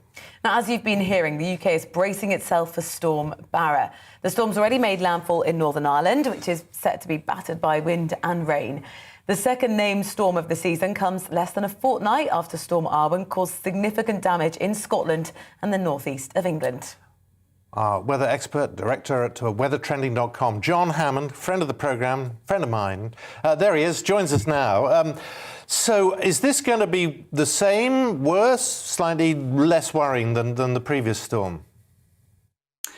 Certainly different, Simon. The previous storm, Arwen, was a peculiar beast in as much as it came down straight down from the north, actually, which is a very unusual direction. And the fact that so many trees came down and affected so many power lines was testament to the fact that it was such an unusual direction. And the trees just weren't used to 70, 80, 90 mile an hour winds coming straight down from the north. So a lot of mature old trees came down, which brought the power lines down. And the snow, of course. Now, this one is coming in from the Atlantic, completely different direction. And actually, the winds which we're going to experience over the next 24, 48 hours are going to be almost completely opposite. So they're going to be southerly winds through today. They're already whistling in across the Republic of Ireland, where we've got gusts of over 70 miles an hour already. And things really are going to deteriorate, Simon, over the next sort of 12 hours. So I'm expecting gusts of 70, possibly 80 miles an hour to batter Irish Sea coast up into the southwest of Scotland, the western fringes of England and Wales. But these are coastal areas, and coastal areas are by and large more resilient. There are fewer trees, of course, and we get a number of storms each winter with gusts of 70 or 80 miles an hour. It's going to be very interesting to see whether the weakened trees from last week's storm, which was sort of bent over in that direction, they're now going to be bent over in that direction. So there's a lot of weak trees out there, and it's going to be very interesting to see whether further damage is done to those trees and, as a result, further outages. But by and large, this storm doesn't look as unusual as last week's storm, and it's going to affect different parts of the country. So you mentioned parts of Scotland, northeast England. They're not going to be worst affected by this storm. It's out west, around Irish Sea coast, around some southern and western coasts as well. But it's going to be very interesting to see how this plays out over the next 24 hours. There are a significant number of weather warnings in place. How dangerous do you think Storm Barra could be? Well, I think it's not a day to be going to the coast. I mean, huge waves. There's a massive swell coming in off the Atlantic at the moment. So, waves of sort of 10, 20 feet high, smashing onto coastal areas of, all the way around the south coast, up the Irish Sea coast, and also eastern coast of Scotland. So coasts will be dangerous, and it's not the place to be walking along the prom, for example. Inland, I think there will be some damage, there will be some trees down, but this sort of storm is the sort that we get a few times per winter, whereas last week's storm was incredibly unusual, and the sorts of gusts affecting the areas which were worst affected hasn't happened for several decades, hence the damage. Now, as we go through from tonight which is when we're going to see these southerly winds pushing across the country into tomorrow. We're going to see a swathe of westerly winds coming in. So again, the direction shifts once more. Last week it was northerlies. Today it's going to be southerlies. Tomorrow it's going to be westerly gales battering parts of England and Wales. So the wind's going to be swirling around all over the place. But if we can get through tomorrow, Rosie, it looks as if things will die down. This storm, Storm Barra, is going to basically fall apart across the UK. It's going to die in situ. And then for the rest of this week, whilst it'll be unsettled, it'll be cold. There will be some further snow up over the high ground. I'm not expecting the sort of impacts from wind, which we're going to see over the next few hours. So if we can get through the next sort of 24 hours or so, things should begin to ease. I mean, it's winter, isn't it, John? I mean, we can expect, we should always expect some weather. But in terms of storms like this, put some perspective on this. How unusual? I mean, certainly the last storm was clearly unusual. This one is just what we need to expect. Certainly for the UK, Simon. I mean, as you may be aware, there's a red warning out for the Republic of Ireland. So the winds across the Republic over the next sort of 6 to 12 hours really are going to be at the high end. We could see gusts around some coasts of the Irish Republic approaching 100 miles an hour.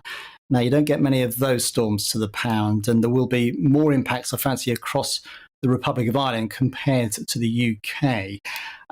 But yeah, I mean, this sort of storm is not unusual for the UK. We get a few of these per winter. Just as a matter of interest, as we're going through the next sort of week or so, it looks very unsettled, but I know you're going to ask me about Christmas. Yes. And there are the first signs that things are going to change quite dramatically as we head towards Christmas. Whereas at the moment, we've got low pressure.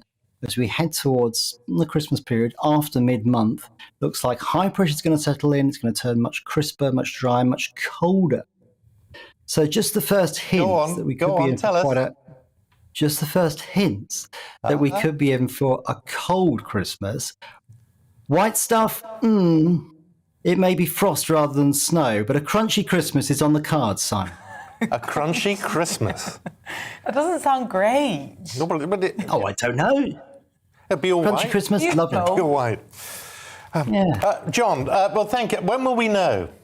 What about Christmas? 26th. Yes. Exactly. That's my stock answer. You know that. No, the computer models are firming up now. So I'm pretty confident, actually, that the weather will begin to settle down. It'll be drier. It'll be chillier. When will we know about snow? Not until the day before, Frank.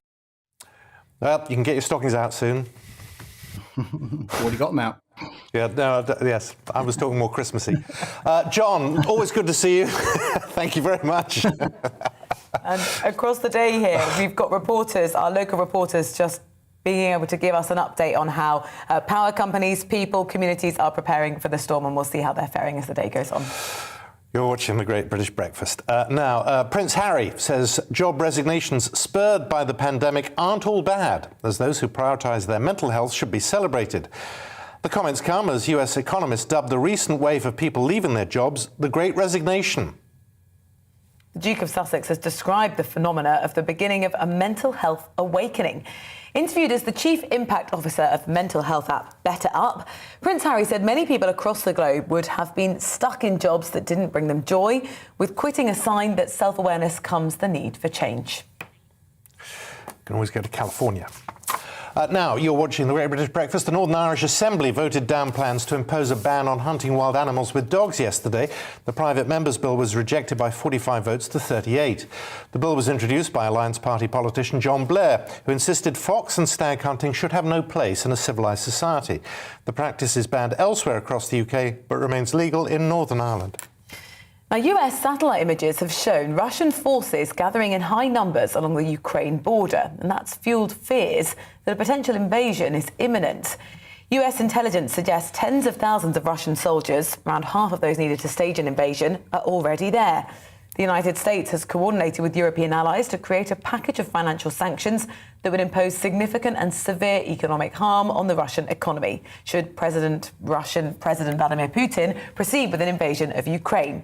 The US President Joe Biden is expected to call Putin later today to discuss the military build-up.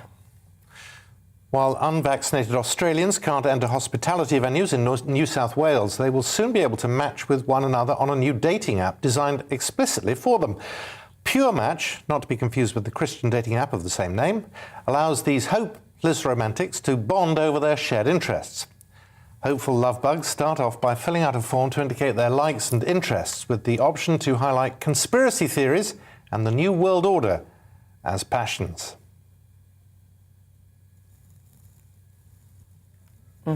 Right. Okay, let's move on, shall we? Go on. It's 7:30. A really positive story for you. A teenager. I'm just logging on now. Oh, I logged on last night. I'm already logged in. Anyway, do go on. A teenager from North London has beaten over 6,000 young writers to win one of the biggest poetry competitions in the world. It's 17-year-old Giovanni Rose wrote the poem Welcome to Tottenham. It's based on his experiences of growing up in the area, reflecting on issues to do with knife crime and racism. Yep, he's won the Poetry Society's Foyle Young Poet of the Year award, and our reporter in London, Alice Porter, she's been to meet him. Welcome to Tottenham, where we wake up to the smell of Chick King, mixed with the odour of the courts from the night before, where we cover our blood-stained streets with dried up gum, where kids have holes in the last pair of shoes, where daddy left mummy, mummy's left poor. When I found out that I won the competition, I was overjoyed. And then, I told my friends that everyone was excited for me in my school. So growing up in Tottenham, there's, of course, a lot of violence and crime. And what's crazy is because I didn't realise how bad it was until I spoke to my friend. And he told me that what I think is normal is not really normal. Like, I think like knife crime and all the robberies what happen and stuff like that is normal, but to a lot of people, they might never see that. They might never see someone get stabbed or hear shootings on the top of their road. Welcome to Tottenham, where if you look like me, then it's harder for you. Where everybody's equal unless they're darker than you. Where the police see colour before they see the crime.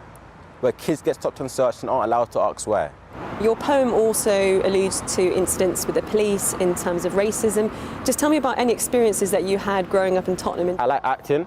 I was filming a short film to do with like anti-knife crime, and then armed police pull up on us, and I'm like 15 years old, and they put us to the wall so the whole of Breed Scroll can see us with a gun to our face, and they searched us, and once again they didn't find anything. So it's like, I don't have a problem with stops and searches, because if you increase stops and searches, you're less likely to carry a knife because you don't want to get caught. But it's how they go about it. Do you know what I mean? Like, I've seen people be put in the back of vans, and these are all little teenagers, 13, 14, 15 years old, where the drug addicts sit at the back of the 149, where education and sports are the only ways to shine, where we ride around on stolen scooters, where we can't afford tuition, so the streets are our tutors. Welcome to Tottenham. I love but I hate my home. I still listen to the voicemails of my dead peers on my phone. I live in a nightmare. I had to learn how to dream. I'm afraid to open up because you don't survive if you're weak. Welcome to Tottenham. You obviously had a really fantastic English teacher, and that's really, really changed your life. How important do you think it is for young people to have access to arts? Arts aren't compulsory, but I feel like doing art as a GCSE is a great way to express yourself, whether that's music, actual art, or drama, because I feel like that's how kids can escape reality and put their feelings into something positive. We fight over streets we don't own. Knife crime's on the rise because the beef can't be left alone. Why does no one understand that we just want our youth clubs back? Why do the claims are not racist but label the violence here black? Welcome to Tottenham. Congratulations to him. Now, coming up here on the programme, more on the potential impact of Storm Barra. Plus, our Yorkshire and Humber reporter Anna Riley gives us an insight into how people living with MS have seen their treatment affected. Don't miss it.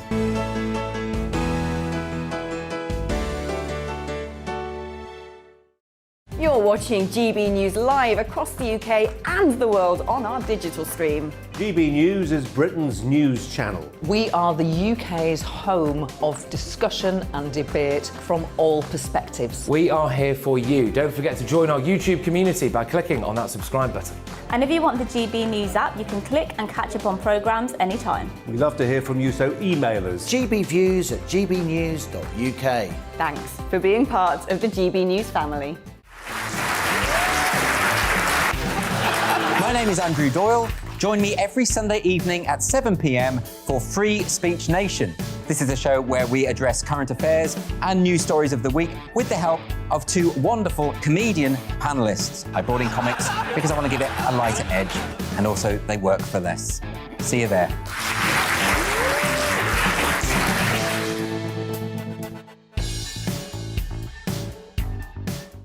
Join my show Farage, 7 p.m. till 8 p.m. Monday through Thursday, and there you will get opinion, analysis, debate, and I'll cover stories that nobody else dares to touch. And then for the last 15 minutes, talking pints. We're over a drink. We have a civilised conversation with someone. We very often disagree, but we do it in a grown-up way. Come and join me on Farage.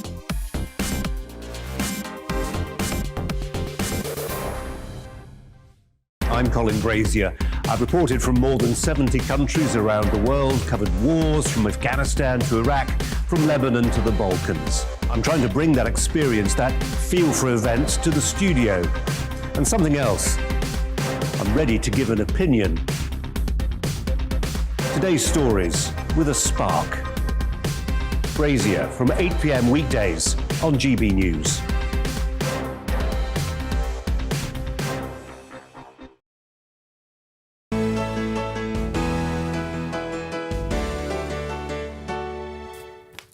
Welcome back to the Great British Breakfast, where it is coming up to 20 miners to 8. Now, coastal areas across the UK are braced for the impact of Storm Barra. It's due to hit today, while a rare red alert has been issued in the Republic of Ireland. Weather warnings for snow, wind and rain have also been issued by the Met Office for parts of Scotland and England, as gusts of up to 70 miles per hour are expected, and there is also a severe risk of snow. Storm Barra is threatening further disruption to areas still recovering less than 2 weeks after being hit by Storm Arwen, which caused 3 fatalities across the UK. And we know that 1,300 homes are still without power 10 days after Storm Arwen. Well, our Home and Security editor, Mark White, is in Hawick, a town on the Scottish borders. This must be a big story if we've sent you up there, Mark. What's happening? This is literally the calm before the storm, is it? It absolutely is, yeah. Full disclosure, this is actually my hometown. I know it very well indeed. I decided to come up here because we were predicting between 5 and 20 centimetres of snow that's likely to impact the hills around Hawick and also elsewhere on the border and up in the southern uplands as well, up towards the Highlands. They have already, of course, as you mentioned there, been hit by Storm Arwen that came in on the 26th of November. And really scandalous, I think, that you still have some 1,300 homes not far from here, just about 30 miles away, mainly around the town of Eshet in Northumberland, still without power. Now, the latest is that Power Grid are saying, Northern Power Grid, that their efforts to reconnect, despite the promises from politicians yesterday that within 24 hours all of those 1,300 homes would be reconnected again, they're saying, well, they are expecting this Storm Barra coming in, and because of the snow accumulations, that may well impact their ability to get those power supplies back up and running for those people who have been through hell now for look at that gritter period of time. That gritter just past you. I know. Yes, I can see it. That's been out on the main A7, which is the main road between Hawick heading up, the trunk road heading up to Edinburgh and then down towards Carlisle as well. Coming up here last night, the roads were pretty slippy. It's been below zero overnight again. As I say, it is the calm before the storm. I'm not standing in a blizzard, but you know, you'll get your wish, don't you worry, Simon. In a few hours' time, I'm sure I'll be up to my knees in it. Well, I'm assuming that's the plan, Mark. You heard there was going to be several inches of snow in your hometown. You thought if you go home now, get snowed in, that's Christmas sorted. But it's not going to work, you know. You've found me out. Okay.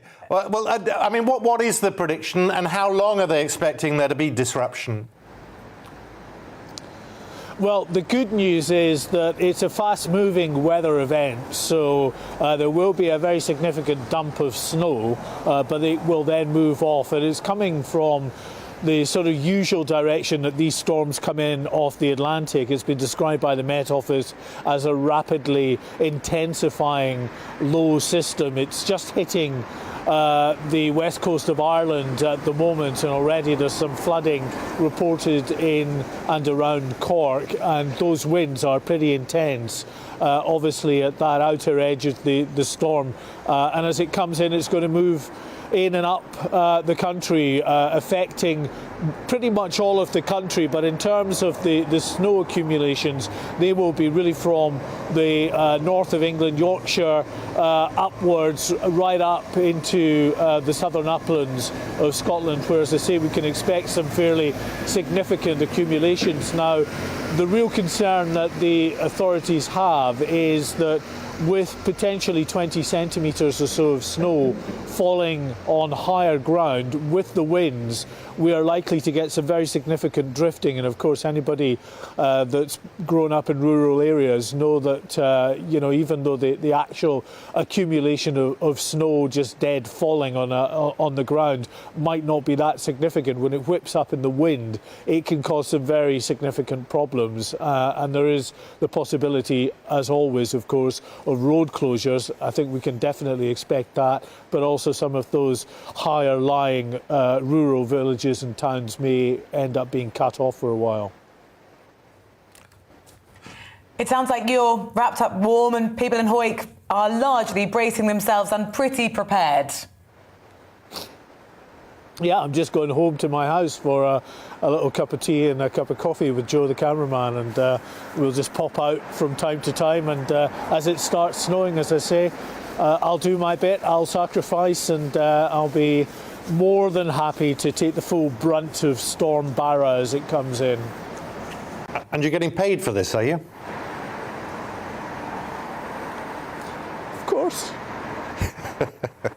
OK, well, we'll see you later on. It's Mark White who's braving the front line there at home. Who currently looks warm and dry. You look very cosy when he's sniffing back for a cup of tea.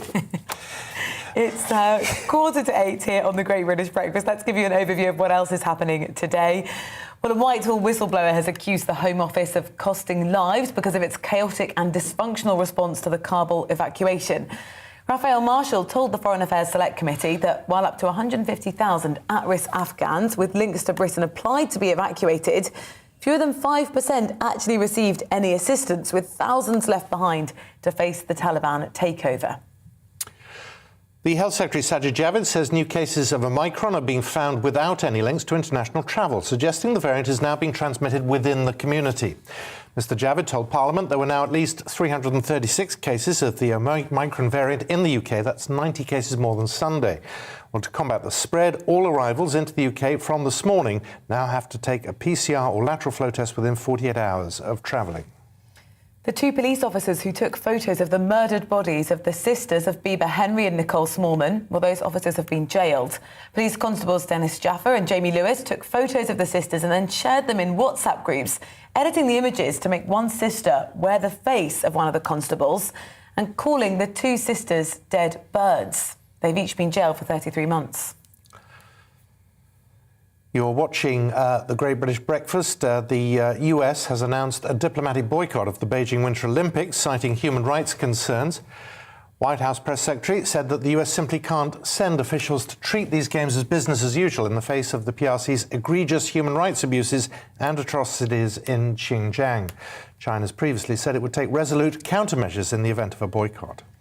Intelligence shared by the United States has reportedly convinced the European Union, NATO and others in the West that Russia may intend to invade Ukraine. It's satellite images that show Russian forces assembling in large numbers across strategic points along the Ukraine border in recent weeks, and that's prompted fears that an invasion could be imminent. In sport, England fast bowler James Anderson is set to miss the first Ashes test against Australia. That starts in Brisbane tonight. But Ben Stokes is set to be named in the team. England insists there's no serious concern over Anderson, who's being saved for the second test in Adelaide. And a brief update on the weather. Storm Barra has already arrived in Northern Ireland and the Republic, bringing high winds, rain and snow in parts. Most of the UK is covered by a yellow weather warning. Travel delays, power cuts and injuries from ice are all possible.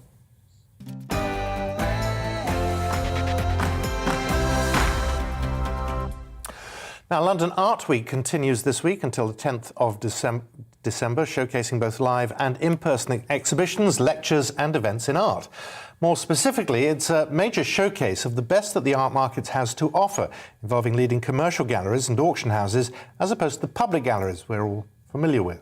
Well, joining us now is Richard Williamson of Mckay Williamson Art Gallery and Creative Agency, an art space that works with experts in art, design, photography. Thank you very much for joining us. Just tell us what's a little bit different by what's going on this week. Good morning, Rosie. Well, it's just a bunch of artwork and exhibitions that the public don't normally get to see, which are being, a variety. If you go to londonartweek.co.uk, you'll see a variety of opportunities to see some art you don't normally get to see. What sort of stuff? I mean, if I walked off the street, what am I going to go, gosh, I wasn't expecting that? 17th century, 18th century pieces that are regularly in storage are available to see. I mean, it's such an immense variety. It's hard to just say one thing that you could see. But it's a real opportunity to celebrate the purpose of art and, why it's in our lives. It's the fabric of our society. There's so much nuance and detail to enjoy. It's a real opportunity. Many of us have got a bit more in touch with our creative side over lockdown because we were at home and maybe did drawing, painting, set up, even creative businesses on the side. Have you seen a sort of renewed appetite in the creative arts? I really have. As in fact, what I've seen is a real change in the way that collectors are buying art. So people seem to want things that are personally meaningful, whether that's something that they're making themselves, like you said just now, or increasingly, I have artists who've exhibited in the National Portrait Gallery or won BP Portrait Awards that I represent here at Mckay Williamson, that actually take commissions now when they didn't previously. And I think the public is more educated as to the type of inspiration that could actually lead to a real piece of art rather than, frankly, that cheesy portrait that we've all seen and thought, ooh. Yeah, I mean, it's interesting. I'm on your website now, and you've got a section there of category works under £30,000. I mean, are people beginning to invest in art in a way that previously they might not have done? Well, I think the trend to investing in art has been going for a while. I mean, art is a good investment. I think what we are really passionate about at Mckay Williamson, and I think it's an increasing trend among people, is it shouldn't just be an investment. It should be more. Art, whether it's a poem or a song or a painting, it has that power to lift us. And I think people want in their homes that sort of artwork which calls to their highest selves. And that's crazily, that's what we try to do.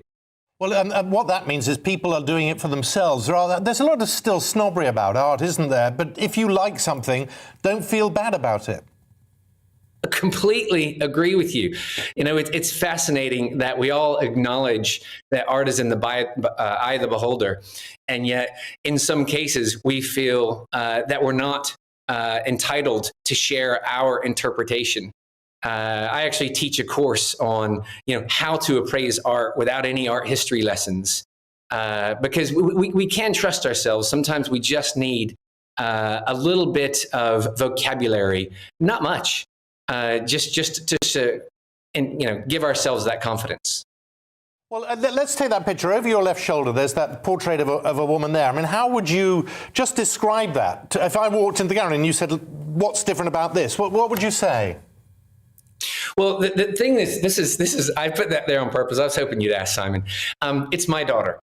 And when we normally think about a portrait of someone's child, we don't think about something that feels like a real piece of art. But if we went to the National Portrait Gallery today, one of the things that you'd notice is that when an artist chooses the image that's going to be painted, they always choose one where you wonder what the person's thinking, which is often, frankly, not a smiley, cheesy, that's what they're thinking, and that's why that doesn't make a good piece of art. Art needs that sense of duality and that sense of mystery. And so that's what I would tell you about that one, and then I would show you a dozen other portrait artists that I work with, and we'd find one that resonated for you creatively, but then I would guide you into how to make sure that it felt like a piece of art first, that just also happen to be quite personal and meaningful for you. And what's your daughter's name? Freya. And does she like that portrait? Loves it. Well, that's a reason. You don't. That's okay. It's subjective. I think it's great. It's really good to talk to you. Fascinating. Richard, thank you very much. That's Richard Williamson of Mckay Williamson. It's 9 minutes. I'd like that. to 8. You like that? Was really nice. I was going to ask, actually, what do you do when you've got creative differences with the person you share your space with? Maybe your housemate or your other half. And because it is so personal, isn't it, what you put on the walls? You know, some people are so impacted by the environment around them, and so your appreciation might be very different to... Have we just had a row at home, have we? No, nothing. Well, I mean, there could have been a row over, you know, what Christmas decorations people thought were tasteful to go on the that's tree. happening. Oh, I know. Yes, there's a lot of those You conversations. see, I love my lights, and apparently not everybody likes lots of lights. Oh, right. Did you go for coloured lights or something? No, they stay in the box at the moment. OK. There's still a few days. Still a few days to go to sort it out. Coming up here on the programme, our reporter Anna Riley has had a fascinating conversation with a couple, a woman with MS who's been speaking about the impact of lockdown and how difficult it's been to access help. That's after the weather. It's time to remind ourselves there's always another winter. Canary Islands sponsors the weather. Hello, a very good morning to you. Storm Barra arrives today, likely to bring disruptive wind to many parts of the UK, along with a spell of hill snow for northern England, central and southern Scotland. Here it is. It's been rapidly deepening during the last 24 hours.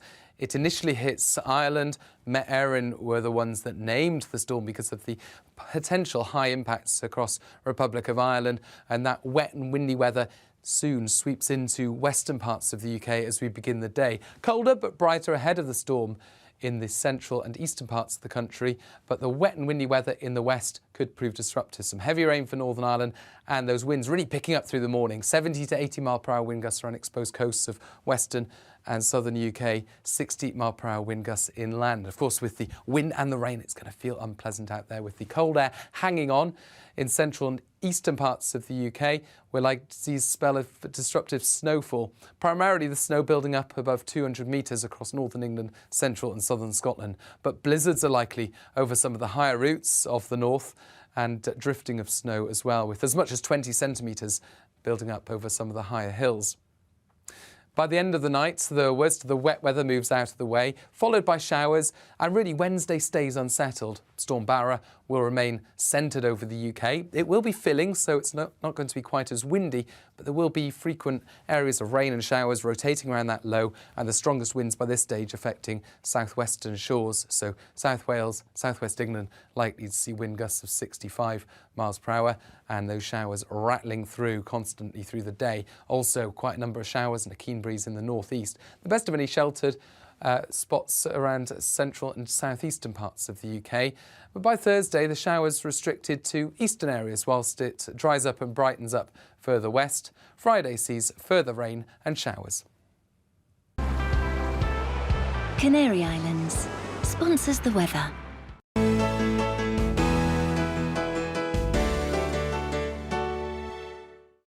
You're watching GB News live across the UK and the world on our digital stream. GB News is Britain's news channel. We are the UK's home of discussion and debate from all perspectives. We are here for you. Don't forget to join our YouTube community by clicking on that subscribe button. And if you want the GB News app, you can click and catch up on programmes anytime. We love to hear from you, so email us. gbviews@gbnews.uk. Thanks for being part of the GB News family. My name is Andrew Doyle. Join me every Sunday evening at 7 p.m. for Free Speech Nation. This is a show where we address current affairs and news stories of the week with the help of two wonderful comedian panellists. I brought in comics because I want to give it a lighter edge, and also they work for less. See you there.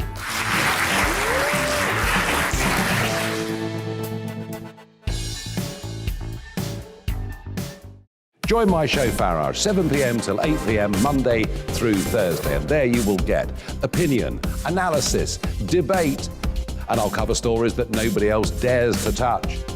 And then for the last 15 minutes, talking pints. Over a drink, we have a civilised conversation with someone. We very often disagree, but we do it in a grown-up way. Come and join me on Farage.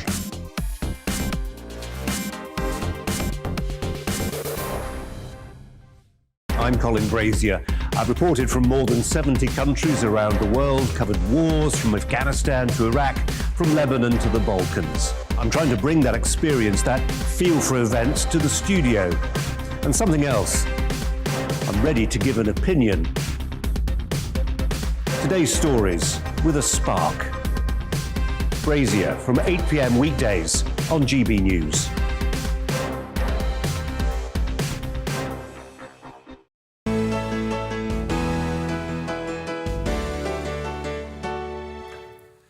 Welcome back to the Great British Breakfast with Rosie Wright and Simon Mckay, 3 minutes to 8. Prince Harry has made the front pages again today. He says job resignations spurred by the pandemic aren't all bad, as those who prioritise their mental health should be celebrated. Well, the comments come as US economists dubbed the recent wave of people leaving their jobs the Great Resignation. The Duke of Sussex has described the phenomena of beginning of a mental health awakening. Interviewed as the Chief Impact Officer of mental health app Better Up, Prince Harry said that many people across the globe would have been stuck in jobs that didn't bring them joy, with quitting a sign that with self-awareness comes the need for change. Well, the papers have something to say. It's on the front page of The Sun, which, actually, well, I'll show you anyway. It's just Rosie's written something additional. Their headline is Mr. Nonsense. She's written a.k.a. Simon Mckay there, but fortunately you can't see that. But this is obviously an ongoing row. I think anyone who's watched the programme so far this morning, they have sympathy with my scribble on the paper. Right, anyway, back to The Sun. Mega-rich Harry tells workers in a rut to quit, and they say, they quote him, "What if every single one of us was a raindrop? And what if every one of us cared?" And I can't work that out still. But anyway, that's... But what actually is the problem with what he said? That a lot of people who are in jobs that they don't enjoy would love to quit. They just can't afford to do it. That, I think, is the point. Well, lots of you have been getting in touch. You can do the same. Lots of us in jobs... Well, no. Those in jobs we enjoy, it's fine. GBnews at gbnews.uk to get in touch on Prince Harry. But also, particularly, if you've got a question for Dominic Raab, he's going to be on the programme in under an hour's time.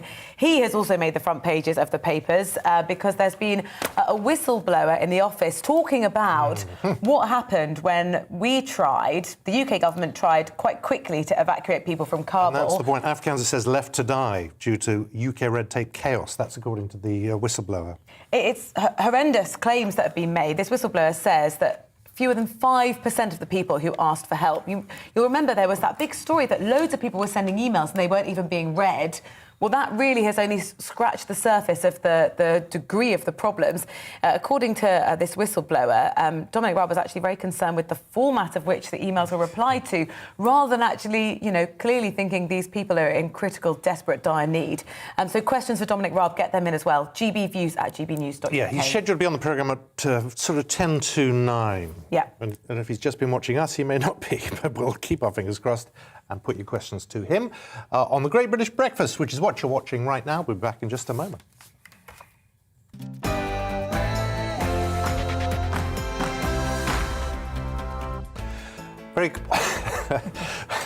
Always turn your computer off. That's the lesson I should learn. Good morning. It's, what time is it? 8 o'clock. Tuesday, the 7th of December. These are the stories that matter to you and to us here on the Great British Breakfast with Simon Mckay and Rosie Wright.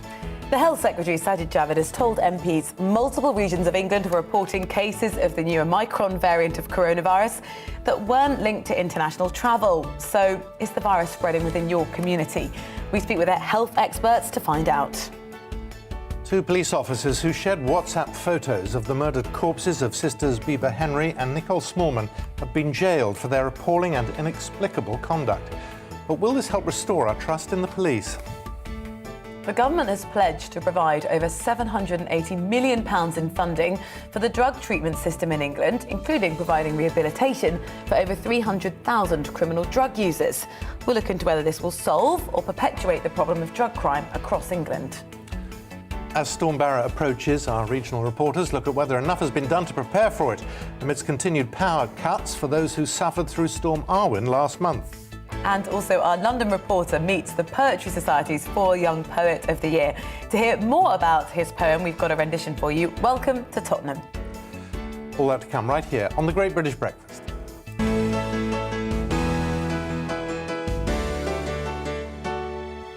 Well, a very good morning to you. Let's start by taking a look at some of the front pages today. And the Times leads with a headline on coronavirus. They say Omicron cases are doubling every 3 days. That's according to Professor Neil Ferguson. That will make it the dominant variant in the UK within weeks rather than months. The Telegraph reports on issues with the booster rollout, claiming it's at a standstill. The number of third vaccinations administered this weekend was reportedly lower than the week before, prompting fears further restrictions will be introduced over Christmas unless the pace increases. Away from the pandemic, various papers lead with the evidence of a Foreign Office whistleblower, which lays bare the failings of Western allies in the fall of Afghanistan to the Taliban. Well, The Guardian details the account of a former diplomat who claimed bureaucratic chaos, ministerial intervention, lack of planning and a short-hours culture in the department led to people being left to die at the hands of the Taliban. The Mail puts it more succinctly, killed as Whitehall worked from home. That's their headline. The Independent also reports on the Kabul evacuation, claiming the chaos of the UK's response to the situation led directly to the death of others. The Sun mocked Prince Harry with this amazing front page, calling him Mr. Nonsense. It comes after last month they branded the Duchess of Sussex Miss Forgetful after she admitted during her legal case against the Daily Mail, Mail on Sunday, that she'd forgotten she'd authorised an aide to brief the authors of Finding Freedom. The Herald carries fears of Christmas chaos as Tesco staff in Scotland vote to strike.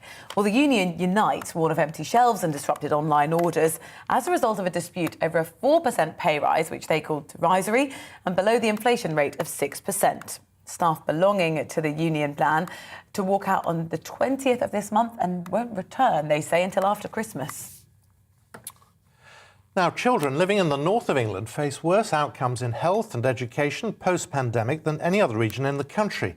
A new report titled Child of the North says this rising inequality between north and south costs the economy in lost potential. Research shows children in the north now have a 27% chance of living in poverty. That compares with 20% in the rest of England. Northern school children also missed more schooling in lockdown than their peers elsewhere in England. Well, Professor Kate Pickett, Professor of Epidemiology from the University of York, joins us now. How has this gotten worse since the pandemic? Well, we already knew that children in the north were suffering health inequalities compared to their counterparts in the rest of England.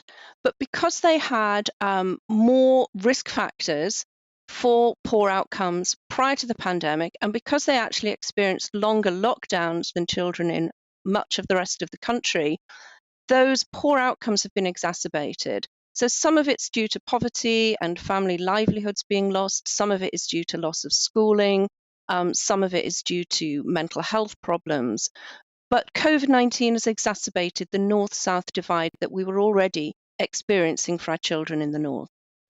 I'm still a bit confused as to why exactly. I mean, those reasons you listed were as true for children elsewhere in the country. Yes, it's to do with scale and depth. So we've got poverty and deprivation all across the country, of course, and in major cities like London, there are deep divides between rich and poor children. But the scale of inequality in the north, it's broader, it's deeper. And so we see northern children suffering disproportionately. But also children in the north have experienced more government cuts over the past decade. So we lost more more funding for children's centres, for example, than in the rest of England. So what do you think the material impact will be on these children further down the line? Well, it's like a fracture, like a scar sort of running over their life chances. We estimate that they will lose £24.5 billion in lost productivity over their lifetime due to this impact of COVID. And of course, that's going to affect the productivity, the prosperity and the well-being of the North for years and years to come. And of course, we're not out of the woods yet, are we?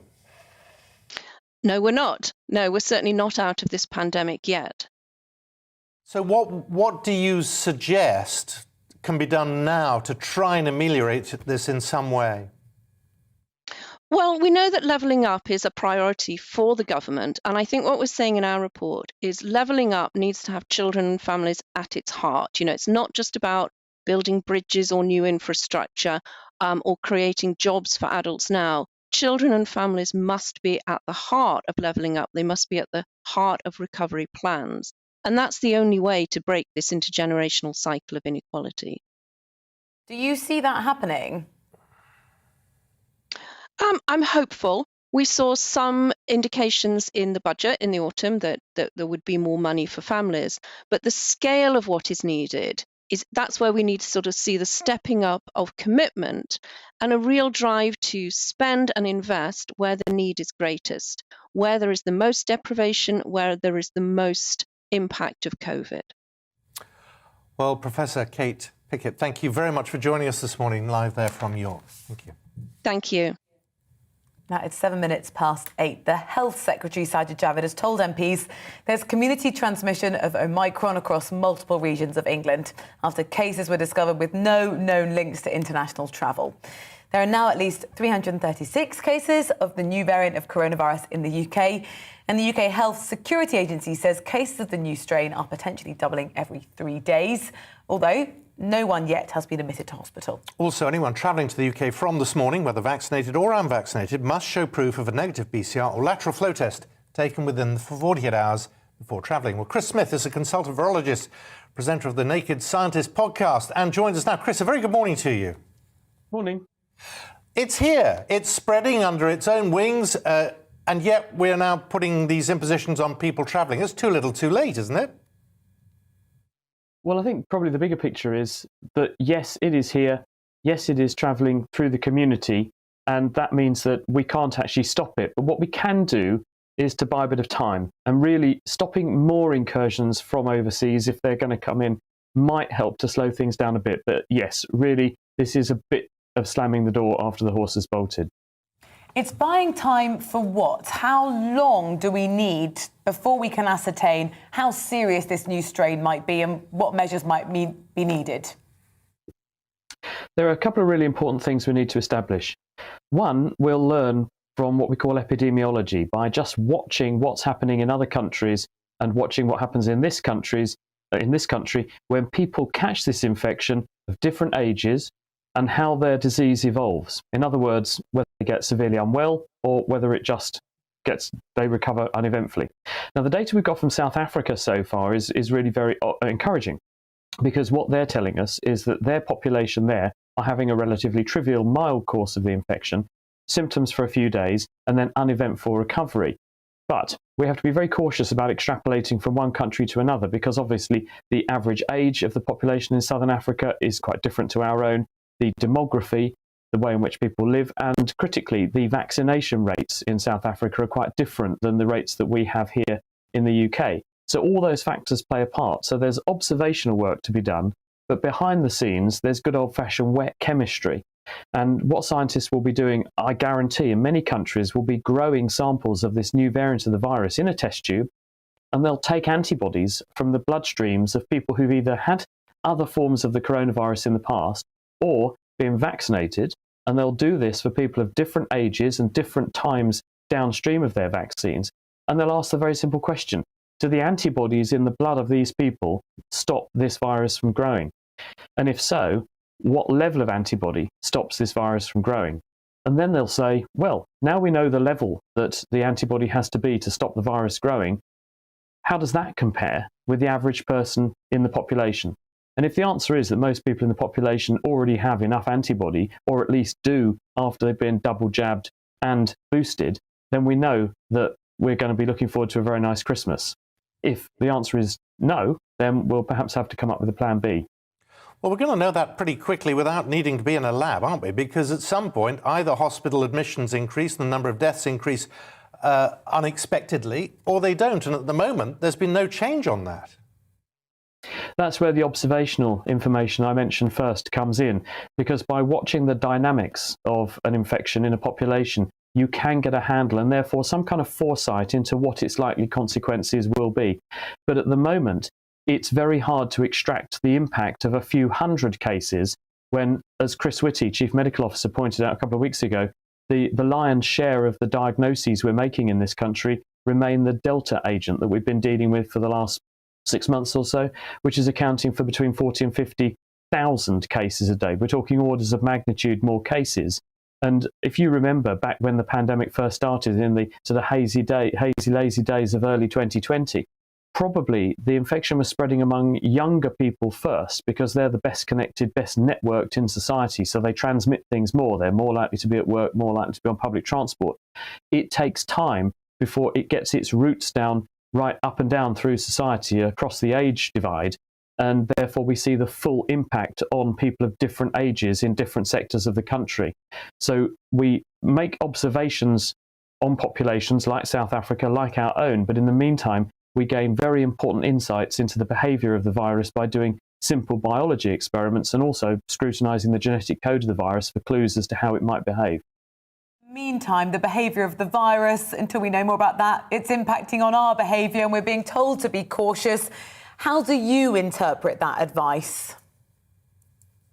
Well, at the moment, of course, the Prime Minister is saying, don't change your plans for Christmas. Other members of government and other members of the UK Health Service have been saying different things, haven't they? And so it's led to some degree of mixed messaging.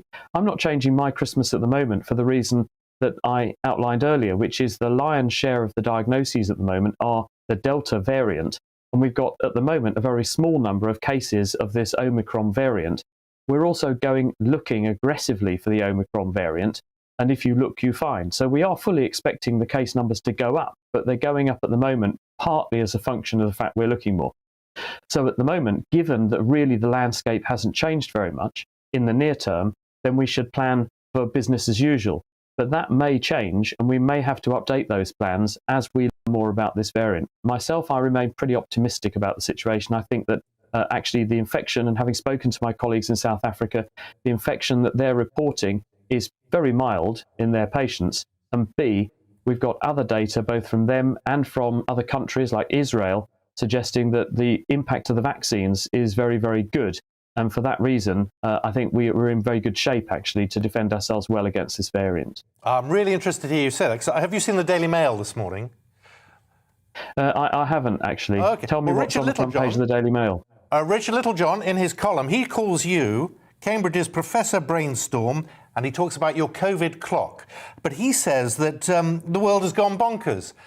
So he will welcome the fact that you're actually saying, as his article suggests, right now there is no evidence at all to back up the panic that some sectors of the media and some sectors of society seem to be showing.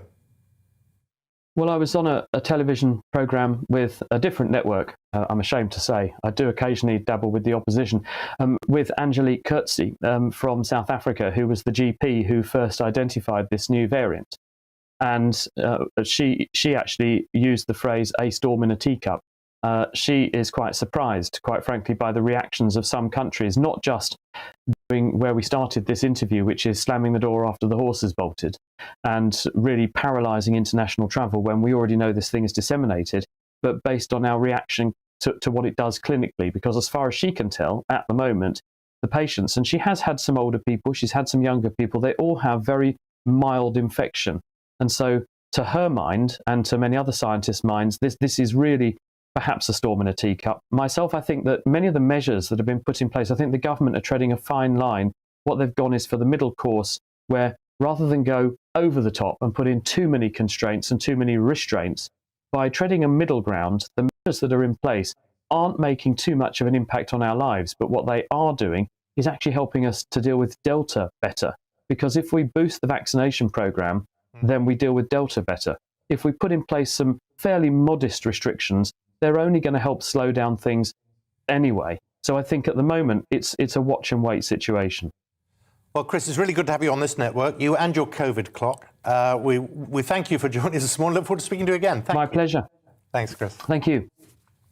Now, it's 8:15. The High Court has ruled in favour of Boris Johnson and his decision to back Home Secretary Priti Patel after she was accused of bullying staff. The FDA union, which represents senior civil servants, argued the Prime Minister had incorrectly interpreted the definition of bullying, but the court decided that was not the case. The court also ruled that decisions taken on the ministerial code could be challenged in court, which was welcomed by the General Secretary of the FDA, Dave Penman. Well, Dave joins us now. Good morning to you. Good morning. What do you make of that decision? Well, actually, whilst we're disappointed, obviously, to lose the judgment, there are some really important elements of it that I think really help take forward the protection of civil servants if they're bullied or harassed by ministers, and also hold ministers accountable for their behaviour. First of all, the judgment actually said that the Prime Minister did not acquit the Home Secretary of bullying, that instead his decision was about his confidence in her going forward, and I think that's really important for the people who are actually at the heart of this, those civil servants who came forward and gave evidence about the Home Secretary's behaviour, including shouting and swearing. Secondly, I think, as your reporter commented there, the court decided that the decisions of the Prime Minister are judiciable. That means the Prime Minister has to have regard to the laws of the land, which the government argued he didn't, that he could make up his own rules, his own definitions, could do what he wanted at any point. And thirdly, the really important element here is that they made clear that intent is not a material factor. That means that no minister can say, well, actually, I didn't mean to bully, therefore it doesn't count as bullying. And the court were absolutely crystal clear on that. So whilst we're disappointed to lose the judgment, there's a lot in there, I think, for us going forward. Priti Patel did apologise at the time. I guess she believed at that point maybe that would be the end of the story, but it hasn't been. Well, really, that's down to the Prime Minister's handling of this. I mean, what's also emerged throughout these court proceedings is that the original allegations were made at the end of February. At the beginning of March, Michael Gove stood up in Parliament and announced there'd been an investigation. He wanted that dealt with swiftly. He said, justice delayed is justice denied, is what Michael Gove said in Parliament. We've now found out a report was delivered 2 months later to the Prime Minister, and it wasn't till 6 months after that he made a decision. So the reason why this has continued to rumble on over a year later is about the Prime Minister's handling of it and how he dealt with the decision itself in saying that there was no breach of the ministerial code. We really had no choice but to challenge that on behalf of the civil servants who'd bravely come forward with their evidence. And as Chief Sir Alex Allen at the time, I mean, he resigned. He found that there had been a breach of the ministerial code governing ministers' behaviour. But don't you sense now you've reached the end of the road that you just have to move on? Well, we obviously have to look at the judgment and see what it means. There are elements in there, as I said, that are really positive. What we would really want, I think, is for government to introduce, like they have done in Parliament, a transparent and independent process so that when civil servants come forward with these complaints, and it's not easy to make a complaint against a minister, when they do so, that they've got confidence that that system is going to be dealt with effectively, it will be dealt with efficiently. And actually, when it comes to making a decision, that'll be about the evidence before that decision maker and not about the politics. And clearly how the Prime Minister's handled this from day one to the point where he made a decision in November last year has undermined the confidence of civil servants, because it looks like the Prime Minister's putting his own political interests before actually the interests of the civil servants. And he's also Minister for the Civil Service as well as being Prime Minister. So we hope actually government reflect on all of this and come up with a much better system for dealing with it in future. You must have had cases like this before, and aren't we really talking just about a personality clash perhaps between her and a couple of staff, or are you talking about something, in your view, much more serious? Well, one of the problems is we don't know, because the report that was concluded into the Home Secretary has never been made public. The only kind of snippet we've got from it is that she was shouting and swearing at staff. Now, she also said she didn't intend to bully staff. I don't know how you shout and swear at people and don't intend to intimidate them, but we don't actually know. But all we know is that the advisor to the Prime Minister, the person whose job it is to look at the evidence and give advice to the Prime Minister about it, concluded that she had bullied staff and concluded that she had breached the ministerial code, because the ministerial code is absolutely clear. It says you won't bully staff, and indeed Boris Johnson, in his foreword to the ministerial code when he came into power in July 2019, actually put it in the foreword as well and said there will be no bullying. So if you put all of that down in writing, you've really got to walk the walk when it comes to the first case you deal with of ministerial bullying. And unfortunately, the Prime Minister failed, certainly failed the civil servants when it came to his role in adjudicating on that evidence. Dave, it's really good to see you. Thank you so much for your time. Dave Pearman. Thank you.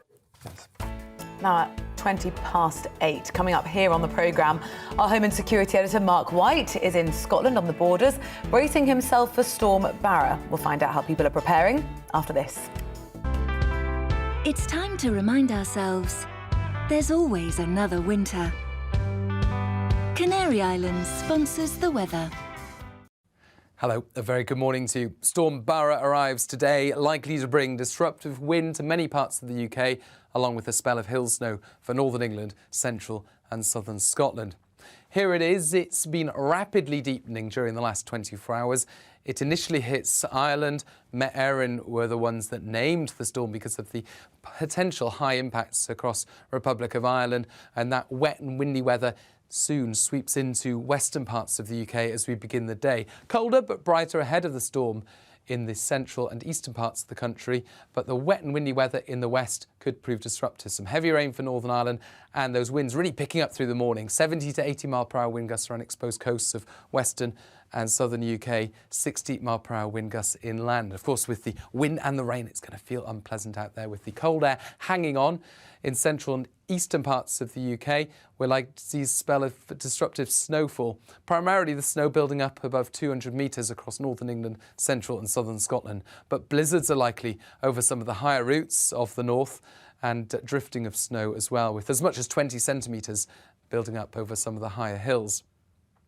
By the end of the night, the worst of the wet weather moves out of the way, followed by showers, and really Wednesday stays unsettled. Storm Barra will remain centred over the UK. It will be filling, so it's not going to be quite as windy, but there will be frequent areas of rain and showers rotating around that low, and the strongest winds by this stage affecting southwestern shores. So South Wales, southwest England, likely to see wind gusts of 65 miles per hour, and those showers rattling through constantly through the day. Also, quite a number of showers and a keen breeze in the northeast. The best of any sheltered spots around central and southeastern parts of the UK. But by Thursday, the showers restricted to eastern areas whilst it dries up and brightens up further west. Friday sees further rain and showers. Canary Islands sponsors the weather.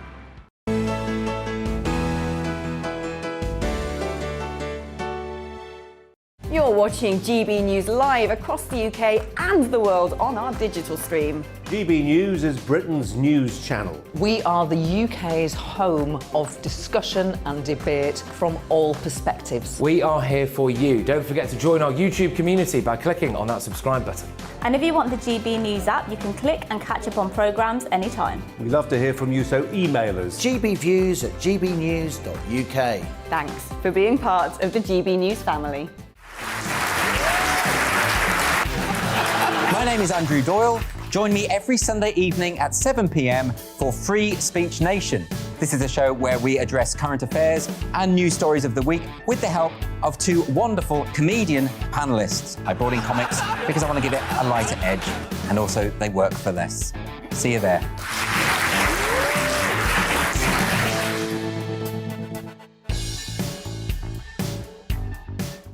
Join my show Farage, 7 p.m. till 8 p.m. Monday through Thursday, and there you will get opinion, analysis, debate, and I'll cover stories that nobody else dares to touch.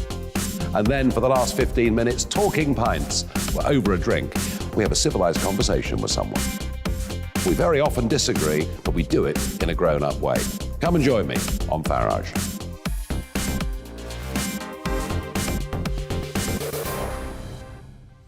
I'm Colin Brazier. I've reported from more than 70 countries around the world, covered wars from Afghanistan to Iraq, from Lebanon to the Balkans. I'm trying to bring that experience, that feel for events, to the studio. And something else. I'm ready to give an opinion. Today's stories with a spark. Brazier from 8 p.m. weekdays on GB News.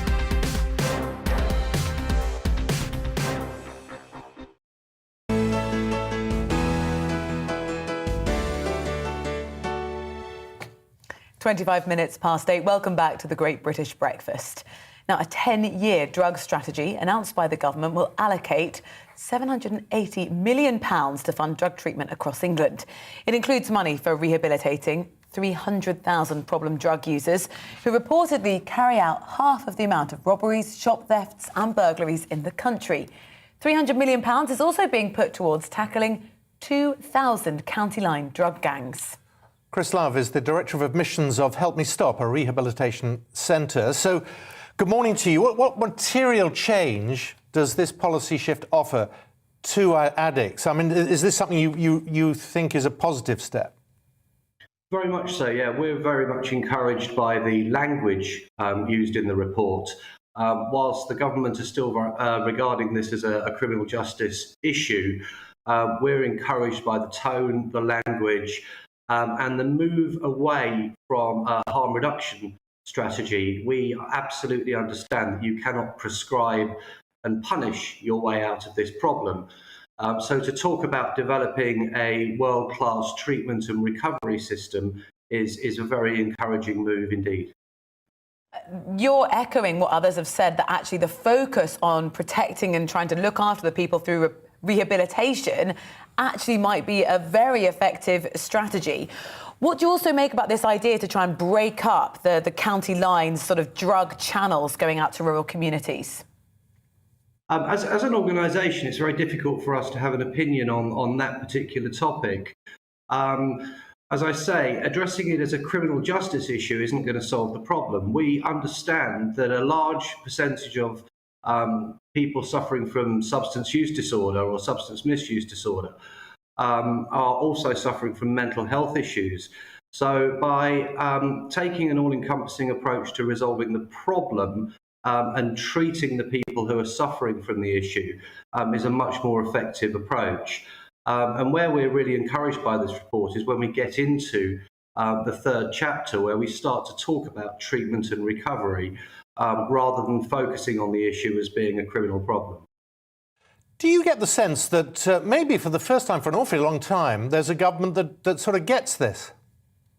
It certainly seems to be the way, yes. I mean, by acknowledging that historically there has been a lack of accountability, there's been a massive shortfall in funding for detox and rehabilitation, let alone recovery support being massively underfunded.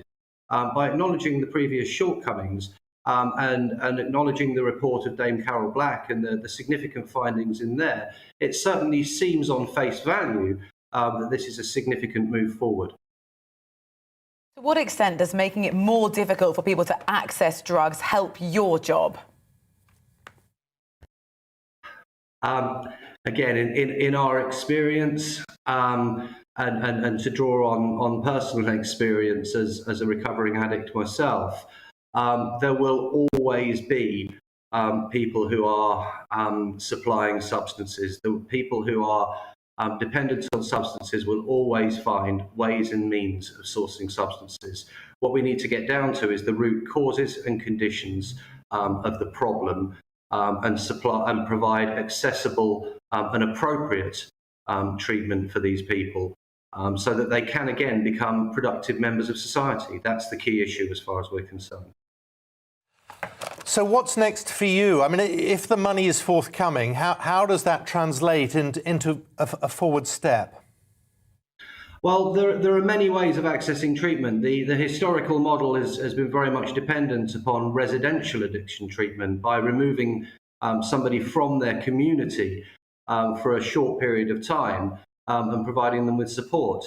As an organisation, Help Me Stop are pioneering a new approach to addiction treatment by adopting intensive outpatient programmes whereby we can treat people at a much lower cost.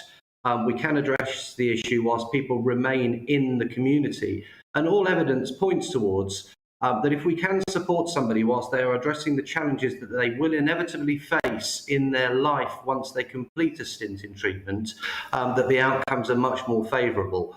So we understand that there are many, many ways to address this problem. Residential treatment is not the only solution. The important thing is to identify the appropriate treatment for the individual. And also to acknowledge that 67% of drug users are actually in employment. This is not just about supporting people who are engaged in the criminal justice system. We have to understand that this is a chronic condition and acknowledge addiction as an illness and treat it as such, and try and remove the stigma from the problem. So we're very pleased to see that this is on the front pages, that this is being discussed, and that we can move away from it being so stigmatised. Chris Love from Help Me Stop. It's good to talk to you. Thanks for your time this morning. Thank you. Now it's gone 8:30 here on the Great British Breakfast. Coastal areas across the UK and Ireland are braced for the impact of Storm Barra. It's already hit this morning. And weather warnings for snow, wind and rain have been issued by the Met Office for parts of Scotland and England, whilst there's also a rare red alert in place for the Republic of Ireland. Storm Barra is threatening further disruption to areas that are still recovering at less than 2 weeks after being hit by Storm Arwen, which caused 3 fatalities across the UK. And we know that 1,300 homes are still without power 10 days after that storm. Well, our home and security editor, Mark White, is in Hawick, a town on the Scottish borders. It's not the toughest assignment so far, but what are you expecting? Well, I mean, it is fairly chilly, but it isn't windy so far, and no snow is promised. We're expecting upwards of 20 centimetres of snow to hit Hawick and the other areas around the Scottish borders, right up into the southern uplands, and of course some significant areas of northern England as well. Now that Storm Barra has already started battering Ireland and Northern Ireland. I saw a colleague of mine actually from a rival breakfast show, not as good as yours of course, Simon, who is standing out, getting battered by some fairly strong winds in Newcastle, County Down, and there is a yellow warning in place in that area of Northern Ireland. There are 3 red warnings in place in the Republic of Ireland, including down in Cork, where there's already been some flooding, and that weather system, an intensifying, deepening weather system, is going to continue its relentless march eastwards and is expected to get to this area, Hawick, in terms of the snowfall. We'll feel the wind before then, but the snowfall is expected here by about lunchtime. What kind of preparations are underway, Mark, to sort of mitigate against the worst impacts of any of that wind and horrible cold weather? Well, we know that the local power companies say that they are bringing in extra resources to be able to ensure that if anyone is cut off, they get to them as quickly as possible with a view to reconnecting them. However, they've been promising to reconnect these homes in the town of Esher, just about 30 miles from where I am in Northumberland, for many days now, and 1,300 people in that area at last count still without power all these days on, despite politicians saying that today would be the day that they're being reconnected. Well, Northern Power Grid are already saying that because of Storm Barra coming in with significant accumulations of snow, particularly on the higher ground, then it is very possible that their efforts to reconnect those homes may have to pause for a while. Now, in terms of the snow and the snow accumulations, 20 centimetres of snow, I mean, that in itself is pretty significant, but actually when you get to the higher ground and you combine that with the winds that are going to come in, and they will be a notch lower, we're told, than Storm Arwen on the 26th of November.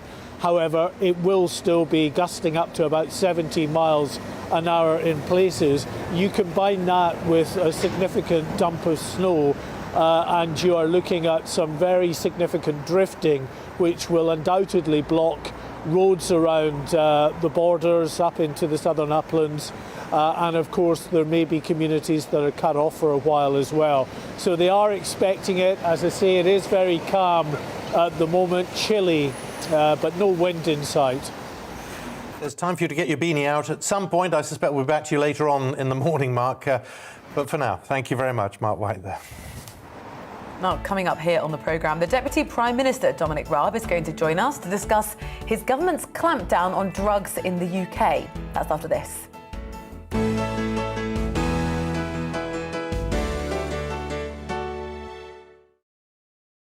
watching GB News live across the UK and the world on our digital stream. GB News is Britain's news channel. We are the UK's home of discussion and debate from all perspectives. We are here for you. Don't forget to join our YouTube community by clicking on that subscribe button. And if you want the GB News app, you can click and catch up on programmes anytime. We love to hear from you, so email us. gbviews@gbnews.uk. Thanks for being part of the GB News family. My name is Andrew Doyle. Join me every Sunday evening at 7 p.m. for Free Speech Nation. This is a show where we address current affairs and news stories of the week with the help of two wonderful comedian panellists. I brought in comics because I want to give it a lighter edge, and also they work for less. See you there.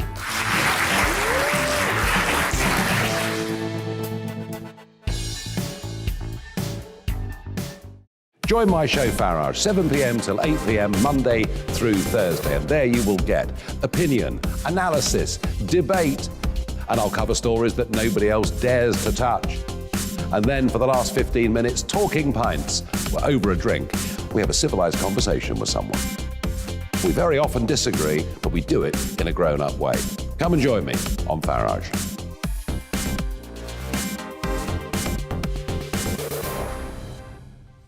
I'm Colin Brazier. I've reported from more than 70 countries around the world, covered wars from Afghanistan to Iraq, from Lebanon to the Balkans. I'm trying to bring that experience, that feel for events, to the studio. And something else. I'm ready to give an opinion. Today's stories with a spark. Brazier from 8 p.m. weekdays on GB News.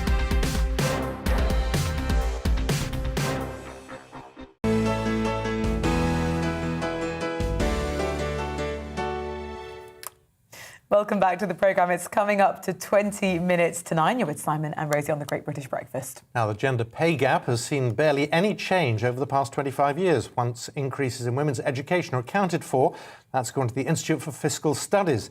The gap between men and women for the amount earned per hour has narrowed from 24% in 1995 to 19%. The economic think tank says working-age women earned 40% less than men in 2019, as they were less likely to be in work, do fewer hours and make less per hour.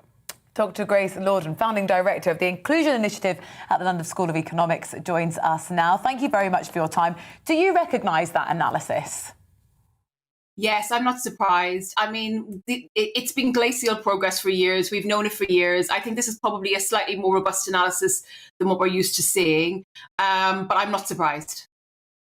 And yet, you'd be forgiven for thinking there had been huge steps taken, because certain sectors, I'm thinking of the media and others, there does seem to be a real wish to get to grips with this issue. I think there is, I think that we see a lot of press coverage on this because we are seeing in the C-suite things changing. But throughout organisations, the jobs that have previously been held by men, economics, finance, computer science, technology, they still are, the high income earners are still very much dominated by men. And even when women are working among them with the same degrees, they do tend to get paid less. So a lot of it, I think, is narrative. So we see in the papers, these fantastic women who are becoming heads of organisation, and we celebrate them. And the narrative is salient in our mind. But when we actually get to the numbers, the progress is exactly as the IFS have shown us. There's been some legal changes as well, where some companies now are forced to publish their pay gap. There has, and it's really interesting because during COVID, it was decided that could be optional, and a lot of companies took that as an out. And I think that kind of tells us where we are with respect to gender. It's still very much in the compliance phase, where people think that they, tick a box, they do a process, and ultimately they're treating women well within their organisation. And I think if you want to see the pay gap closing in the way that's being called for now after the most recent analysis, what we really need is culture change. And what we really need are people who challenge narratives, quite frankly, when women are earning less than men, and ensure that women are actually getting much closer to equal than they are today. Getting to a position where more and more women are getting more and more senior positions, isn't that the way that this works? Eventually, the women themselves will sort this out because, frankly, the men are just not doing it.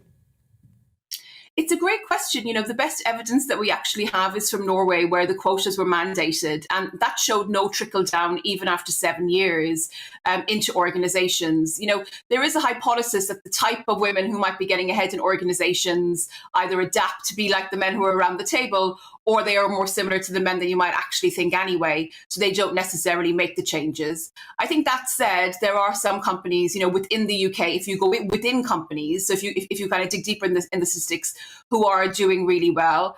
And I think the transitions, you know, during COVID, where hybrid working became much more popular in some companies versus others, will also kind of help accelerate a trend where men are much more likely to work at home. So the stigma of working at home is going to be eroded away. But still, you know, I kind of agree with the researchers on this one. I think unless we actually have some kind of government policy or some bigger changes in industry, we're going to be another 25 years having the same conversation. 25 years, that does feel like a long way away to engineer some change.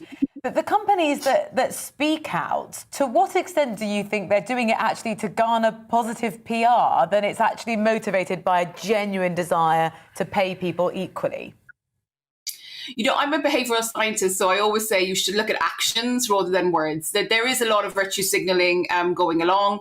And then when the push comes to shove and people are choosing, you know, who to hire into the most senior roles, who to give pay increases to, very often who they'll actually choose are people who are like themselves. And if it's a man hiring, it's much more likely to be a man. So again, kind of to speak to what you're saying, what we really need to do is kind of clamp down on virtue signaling in some way and really measure people based on progress. And I think that's what the gender pay gap reporting has been trying to do. But ultimately, we haven't seen progress within the numbers. So firms are putting them out there, and they're putting them out there with a story about why they have dismal progress.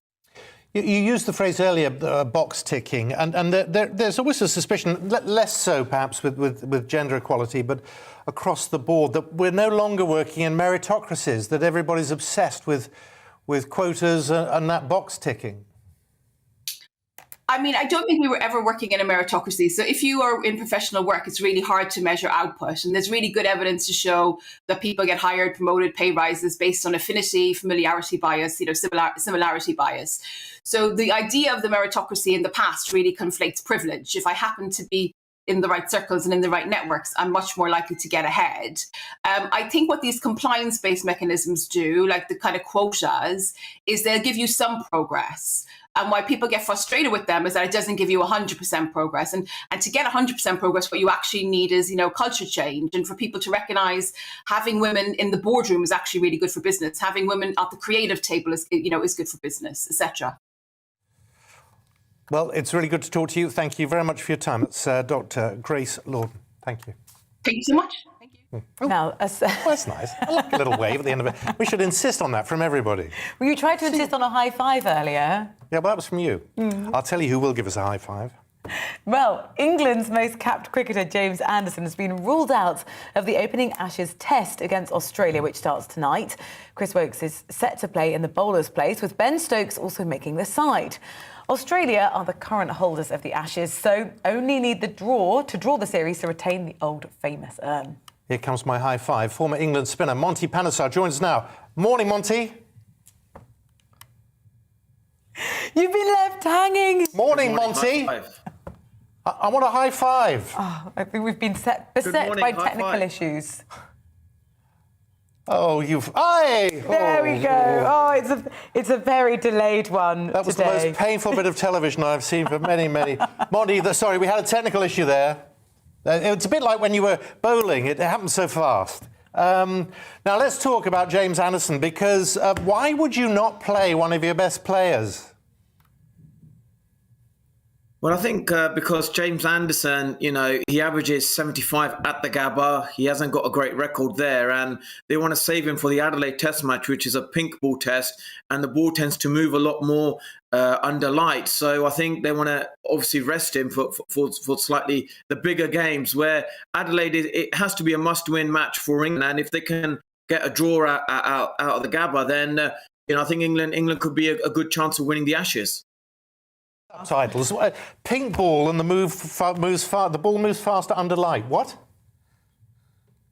the ball kind of swings more and, you know, does more movement in the air because of the pink ball under the, you know, under the day-night conditions in Australia, which is a bit quite technical for you, Simon, to maybe, you know, understand. But what we're saying is that James Anderson has just a better record at Adelaide, at Sydney, at the Melbourne Test matches rather than the Brisbane, and they just think this is a good opportunity to rest him when his workload will be quite a lot in the following Test matches. It sounds like you think they've made the right decision then. Yeah, I think they've done, because I think, you know, Jimmy Anderson hasn't he hasn't, you know, done that brilliantly at Brisbane. But then the other likes is Stuart Broad, who's done, you know, remarkably well. He's taken 12 wickets at the average of 24, and they're saying there's a question mark over Jack Leach playing or Stuart Broad. I think Stuart Broad probably get the nod there. Pink ball because it's a day-nighter in Adelaide, isn't it? Which is why you're suggesting it would suit James Anderson. Huge pressure on Ben Stokes. Yeah, there is that expectation, you know, the heroics that he produced in 2019, that brilliant Test match where he won single-handedly. If England can win the Ashes here and, you know, perform really well with the bat and the ball, we may just think after end of this series that he may be the greatest, you know, English cricketer ever. Even more so than Lord Botham. So this is a big series for Ben Stokes to really show, you know, how great he is, and to be up there with the likes of, you know, Lord Botham. Yeah. Someone else under huge pressure, of course, the Australia captain, Pat Cummins, leading the team for the first time. Yeah, he's going to be under immense pressure. It's his first Test match where he's been captain. It's an unknown. We don't really know how he's going to react. And this is where Joe Root should get on top of him and really, you know, the banter that you have, you know, on the field, start creating doubts in his mind about his decision making and things that he's doing. And once, you know, Joe Root can get on top of him, you just never know. You know, it's that leadership of Joe Root saying. What's that banter, Monty? I mean, what are they going to be saying that we won't be able to hear that will really wind up someone like Pat Cummins? Well, it's got to be, depending on the game situation, dismissals or some of their batsmen, you know, they tend to like score quickly. And if that ball's moving a little bit and they go hard at it and suddenly, you know, they're making poor decisions, that's the area that you've got to, obviously, Joe Root needs to use that armory for creating that doubt with Pat Cummins as a leader. You know, and sort of saying things like, oh, you're going to rely on Steve Smith to make all the decisions, who's his vice captain, you know, and you know, just little things like that, just to, you know, play some mind games. Monty, thanks for talking to us. And should we try to finish with a more successful start than we had? Brace yourself. High five. There we go. High five. Very low energy, but that will do. Monty, it's early in the morning. we take that for granted, but a little more energy next time. Really good to see you, Monty. Thanks very much. Thank you. Thank you very much. It's coming up to 5 minutes to 9.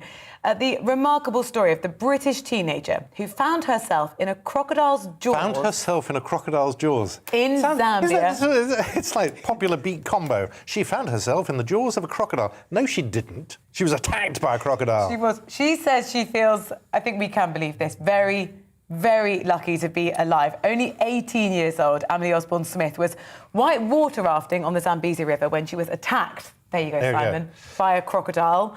Her lower leg was badly mauled, her hip dislocated and her right foot badly injured. Well, Dr. Mohamed El-Sahili is the CEO of the Medland Hospital in Lusaka in Zambia, where the teenager was being treated, and he joins us now. And first of all, I mean, it sounds as though she's been really lucky. Good morning. Yeah, I would say that she was really lucky. She's one of... It happens once in a lifetime. Well, yeah, once in her lifetime, but presumably you don't treat many cases like this at all. No, actually, it's rare that we receive such accidents. I would say that Zambia tourism, wildlife tourism, has been safe for the past decades, and these accidents are very rare. So it's rarely that we do treat such conditions. Doctor, it's great to see her in the condition she's in now, but she said, I think in an interview I read, she was resigned at one point to losing her foot. That hasn't happened. So she's also had some remarkable medical procedures. Yes, actually, she was attacked, as everyone knows, by the crocodile, and it was a serious, severe injury to his right foot, and her hip was displaced. Luckily, she was evacuated on time. I think that the first aid rescue team has done a great job, and she was evacuated to Midland Hospital, where she underwent some surgeries, orthopedic surgeries, and I believe that she is going to continue in the UK, more surgical treatments and physiotherapy. But also we have to give Emily some credit that her mental health status is in good condition. She's a strong girl, and I think that's helped her also in rescuing herself, and at the same time in accepting all scenarios. Luckily, her foot was saved, and I think that her braveness is bringing a lot of lessons to all of us. She's been talking about some of the kind of flashbacks she's had, which we can all kind of sort of understand must be inevitable. It may be that her mental health now is of the real concern rather than her physical health, in part because of the treatment that she received by you and your colleagues. Just talk us through what was going through your mind when she arrived. Well, we knew that she was to be evacuated. We have been contacted by the team in Livingston, and so everyone was just ready. I think that Dr. West, the orthopedic surgeon, has done a great job, and the efficiency of the team, the fact that we removed from our mind the scenario of losing her foot. We just wanted to do everything in our capacity to save that limb. And at the same time, you know, an 18-year-old young lady being at risk of losing a limb is not just a scenario that we would take into consideration. So everything in mind at that time, I think, is how we can save her, how we can tell her as soon as she is awake that we saved their leg. And I think that we were able to do. Yeah, you talk about her mental strength. I mean, this was a big crocodile, and then it took her into what they call it a death roll, don't it? They grabs it and then tries to take her into the water and spin her over, which is perhaps how she dislocated her hip. How would you assess her mood now? Is she's probably just desperate to get home, is she? Well, when we had that chat that you have seen on social media, she was doing well. I believe also the fact that her grandmother was allowed to be next to her, especially, you know, in times of COVID, visitors are not allowed, but that was an exceptional case. The fact that she was also in contact with her family in the UK. I remember the next day post-surgery, the first thing she asked me for was Wi-Fi, so that she can talk to her friends and to her family. I think that Emily is a brave person. I think that is also in her character. And the fact that she realized that she survived, she's now a real survivor who was just been lucky to have her friends next to her, helping her to be rescued, who had a fantastic team in Livingston in terms of first aid, and who had also a team at Midland Hospital. So I believe all this played in favor of addressing some of the mental aspects of the accident. But yes, the flashbacks are there. Her grandmother, I think she witnessed a lot of small incidents, and I believe that in the UK she's going to undergo some psychological support in order to just not remove that bad memory. I don't think that this is something that she would be able to forget, but as she has been doing so far, she's taking the positive aspect of it. She's happy to be alive. She's happy to have her leg saved. And I think the message that she sent to all the youth by asking them to just live their life and follow the dreams is a proof that she's a strong girl.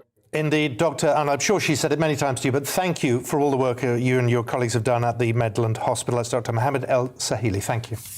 That is it from us. Thank you very much for joining us on the Great British Breakfast. We'll be back tomorrow from 6 o'clock. Coming up, it'll be the briefing with Darren McCaffrey, who's going to be speaking to Deputy Prime Minister Dominic Raab. Don't miss it. But now, the weather. It's time to remind ourselves there's always another winter. Canary Islands sponsors the weather. Hello, a very good morning to you. Storm Barra arrives today, likely to bring disruptive wind to many parts of the UK, along with a spell of hail snow for northern England, central and southern Scotland. Here it is. It's been rapidly deepening during the last 24 hours. It initially hits Ireland.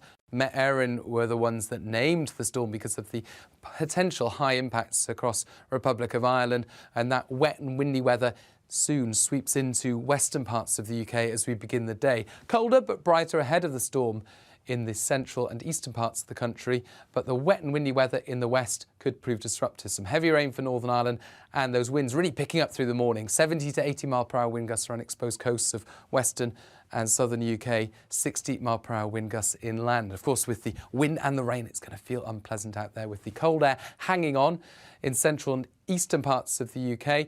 We're likely to see a spell of disruptive snowfall, primarily